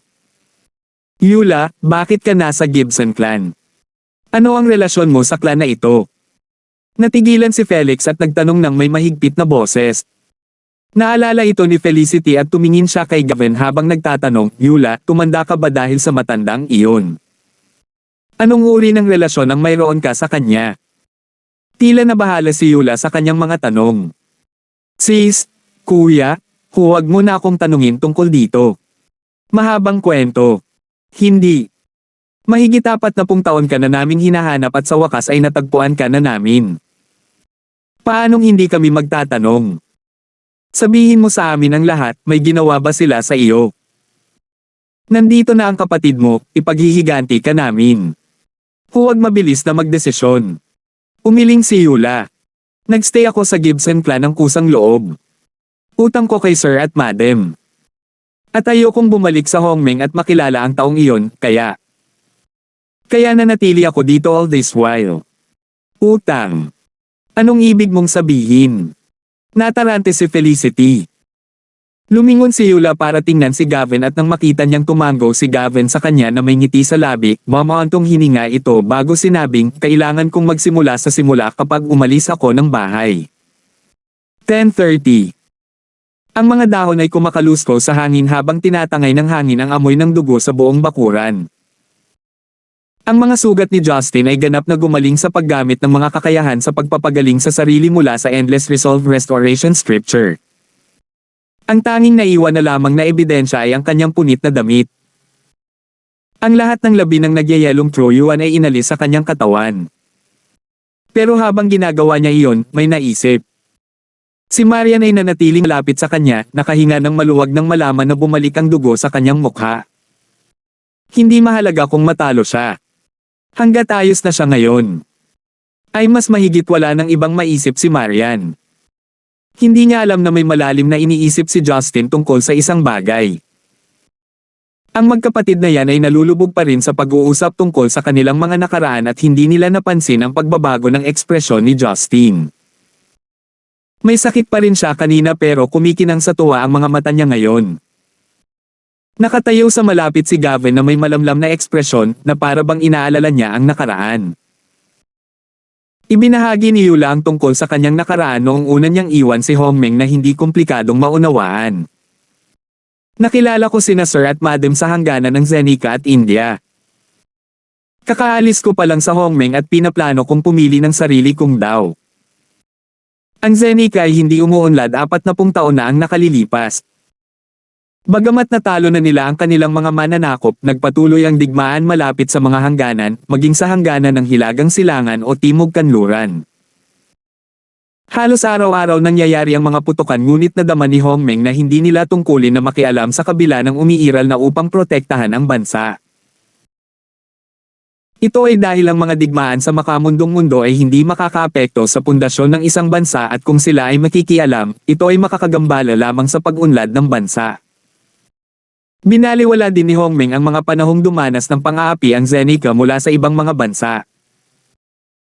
Kahit naghihirap ang mga mamamayan, lagi may mga rebelding tumindig laban sa mga mapang ipong puwersa, kaya hindi kailanman tunay na nasakop ang bansa. Ayon sa kasaysayan, ang Zenica ay nakaranas ng maraming digmaan at kahit noong panahon na kalahati ng Asya ay nasa ilalim ng rehimen ng Mongolia. Walang nagawa si Hongmeng para pigilan ito. Akala nila ay normal lang na magbago ang mga rehimen at sila ay walang pakialam dito. Hindi kailanman nagkamali si Hongmeng sa mga bagay mula nang ibalik ng mga Mongolian ang bansa pabalik sa Zenica pagkatapos ng ilang siglo. Sa makatuwid, hanggat ang mga mamamayan ng Zenica ay hindi kailanman nahaharap sa malawakang genocide, inisip ni Hongmeng na ang mga digmaan ay isang katanggap-tanggap na paraan ng paglipat. Si Yula ay lumaki sa Hongmeng, kaya hindi siya masyadong alam tungkol sa makamundong mundo. Gayunpaman, ang mga miyembro ng Hongmeng ay kinakailangang maranasan ang makamundong mundo bilang isang paraan ng pag-aaral sa sandaling sila ay pumasok sa yugto ng innate. Ginawa ito bilang paghahanda sa pagpasok sa yugto ng Soul Foreman. Si Yula ay nasa 20s noong siya ay nasa gitnang yugto ng innate. Noong una siyang pumasok sa yugto ng innate, nakapaglakbay na siya sa buong bansa at nakasaksi ng maraming digmaan. Ang mga tambak na bangkay ay nagkalat sa mga lansangan at ang mga tao ay napilitang iwan ang kanilang mga pamilya upang lumaban sa mga frontline. Dahil nasaksihan ni Yula ang isang sakuna, nagsimulang tanungin ni Yula ang kanyang sarili at ang kanyang mga prinsipyo. Tama ba ang desisyon ni Hongmeng na manatiling neutral? Kahit na bumalik sa Hongmeng, hindi mabura ni Yula ang kanyang mga alaala tungkol sa digmaan. Pakiramdam niya ay hindi na niya kayang umupo nang walang ginagawa habang nangyayari ito. Sa makatuwid, nang makapasok na siya sa gitnang yugto ng innate, nagpa siya si Yula na umalis sa Hongmeng. Kahit na hindi siya gaanong mag-aambag, determinado siyang tulungan ng mga mamamayan sa abot ng kanyang makakaya. Gayunpaman, ayon sa mga alituntunin sa Hongmeng, hindi sila pinahintulutang makialam sa mga usapin sa makamundong mundo nang walang pahintulot. Kahit na wala pa si Yula sa Soul Forming stage, limitado pa rin siya sa mga ganong patakaran dahil alam niya ang tungkol sa mga sekreto ni Hongmeng. Kasabay nito, ang pagkakakilanlan ni Yula ay hindi hamak. Ang ama ng magkapatid na yan ay isa sa iilang Nikari Rango sa langit na matatanda, si Yan Huachen. Ang Huang Rank Cultivators ay hindi kwalipikado para pigilan ang anak ni Yan Huachen na tumulong sa digmaan. Bukod pa riyan, si Yula ay nasa gitnang yugto lamang ng yugto ng innate kaya hindi ito gaanong naapektuhan. Para naman kay Yan Huachen, nagkaroon siya ng malaking away kay Yula at nang tumanggi itong makinig sa kanya. Sa huli, hindi niya talaga siya tinatanggihan bilang anak. Sa huli, matatag si Yula sa kanyang desisyon at iniwan niya si Hongmeng nang walang pag-aalinlangan. Well, malinaw na hindi sasabihin ni Yula sa kanila ang lahat ngayon ngunit alam ni Felix at Felicity ang tungkol dito.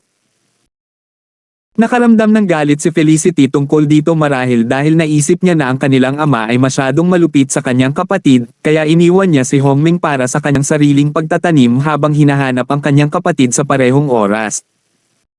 Noong oras na iyon, sumiklab ang digmaan sa pagitan ng Tibet at India. Ang hukbo ng Zenica at ang mga pastol sa Tibet ay nasa mahirap na panahon dahil ang kanilang mga kagamitan ay lipes na at ang kanilang logistic ay nahihirapang abutin sila. Ang pangunahing commander sa hukbo ay si Sir. Pinatay ko ang hukbo ng India nang makita kong ninanakawan nila ang mga pastol ng Tibetan. Gayunpaman, hindi ko alam na mayroon silang organisasyon sa India. Ang mga sumusugpo sa mga dragon na naging dahilan upang sila ay mahirapan kahit na nasa kalagitnaan na ako ng yugto ng innate, sina Siva at Osir, naabutan ako ng dalawang elite ngunit hindi ako nagtamo ng malubhang pinsala sa aking sarili. Si Justin na nakikinig sa kanya sa gilid ay natigilan nang marinig niya iyon. Brahma!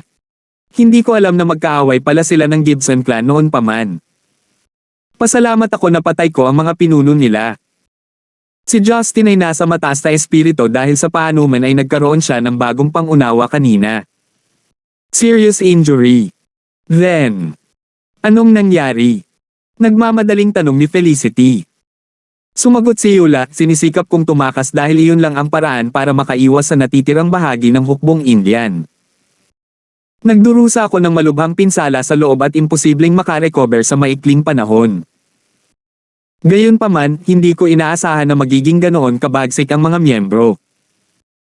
Nilaso nila ako sa laban, kaya nahimatay ako bago ako makatakbo pa. Nagsalubong ang mga kilay ni na Felix at Felicity nang marinig nila iyon. Binigyan sila ni Yula ng isang mahinang ngiti. Noong oras na iyon nang matagpuan ako ni Madam. Lumalabas na ang asawa ni Gavin ay bahagi ng kanyang military logistics team bilang isang military doctor. Kahit na siya ay mula sa isang marangal na angkan, nag-aral siya ng medisina sa ibang bansa at bumalik sa Zenica bilang isang doktor ng hukbo. Pinili niyang magtrabaho sa hukbo ni Gavin mula noong engaged siya sa kanya. Itinuring itong isang marital harmony dahil handa siyang sundan ang kanyang kasintahan sa digmaan. Sa isang emergency retreat, nakilala niya si Yula na nahimatay. Ang iba ay nakitang kakaiba para sa isang babae na biglang sumulpot at sinabi nila na iwanan siya dahil sila ay nasa isang mahirap na sitwasyon. Gayunpaman, nagpumilit si Madam na isama siya. Si Yula sa kanilang base militar, nagawa niyang alisin ang ilan sa mga lason. Nakaligtas si Yula sa walang sawang pagpapagal ni Madam. Nang bumalik si Gavin sa base, naghinala siya sa dalagang iniligtas ng kanyang kasintahan. Pagkatapos ng lahat, si Yula ay nagpakita sa karaniwang hangganan sa pagitan ng magkasalungat na hukbo. Sa teknikal, dapat ay lumikas na ang mga sibilyan sa lugar. Kahit natanungin si Yula, hindi niya sinabi kung saan siya nanggaling at ang tanging nasabi niya ay Sonia, ang pangalan niya dahil pangatlong anak siya sa kanyang pamilya. Nag-aalala si Gavin na mapunta siya rito sa kanyang base nang wala siyang pagkakakilanlan. Bukod pa riyan, mabilis siyang gumaling sa simpleng paggamot kahit na nalasan siya sa larangan ng digmaan. Sa makatuwid, gusto ni Gavin na umalis siya sa base at gusto pa niyang patayin siya kung sakaling siya ay isang especially iya mula sa hukbong Indian. Nakakatawang kwento, parang magkaaway kami noong unang pagkikita namin. Ipinipilit tuloy ni Sir na especially iya ako at hindi ko talaga maipaliwanag ang sarili ko. Sa huli, kinailangan naming pumagitna si Madam. Ipinagtanggol niya ako, hindi raw ako mukhang masamang tao. Tumawa si Yula ngunit basa ang kanyang mga mata. Pinrotektahan siya ni Madam na para bang magkapatid sila noong mga estranghero lamang sila. Salamat po at sinamahan ninyo ako, ingat lagi mga master.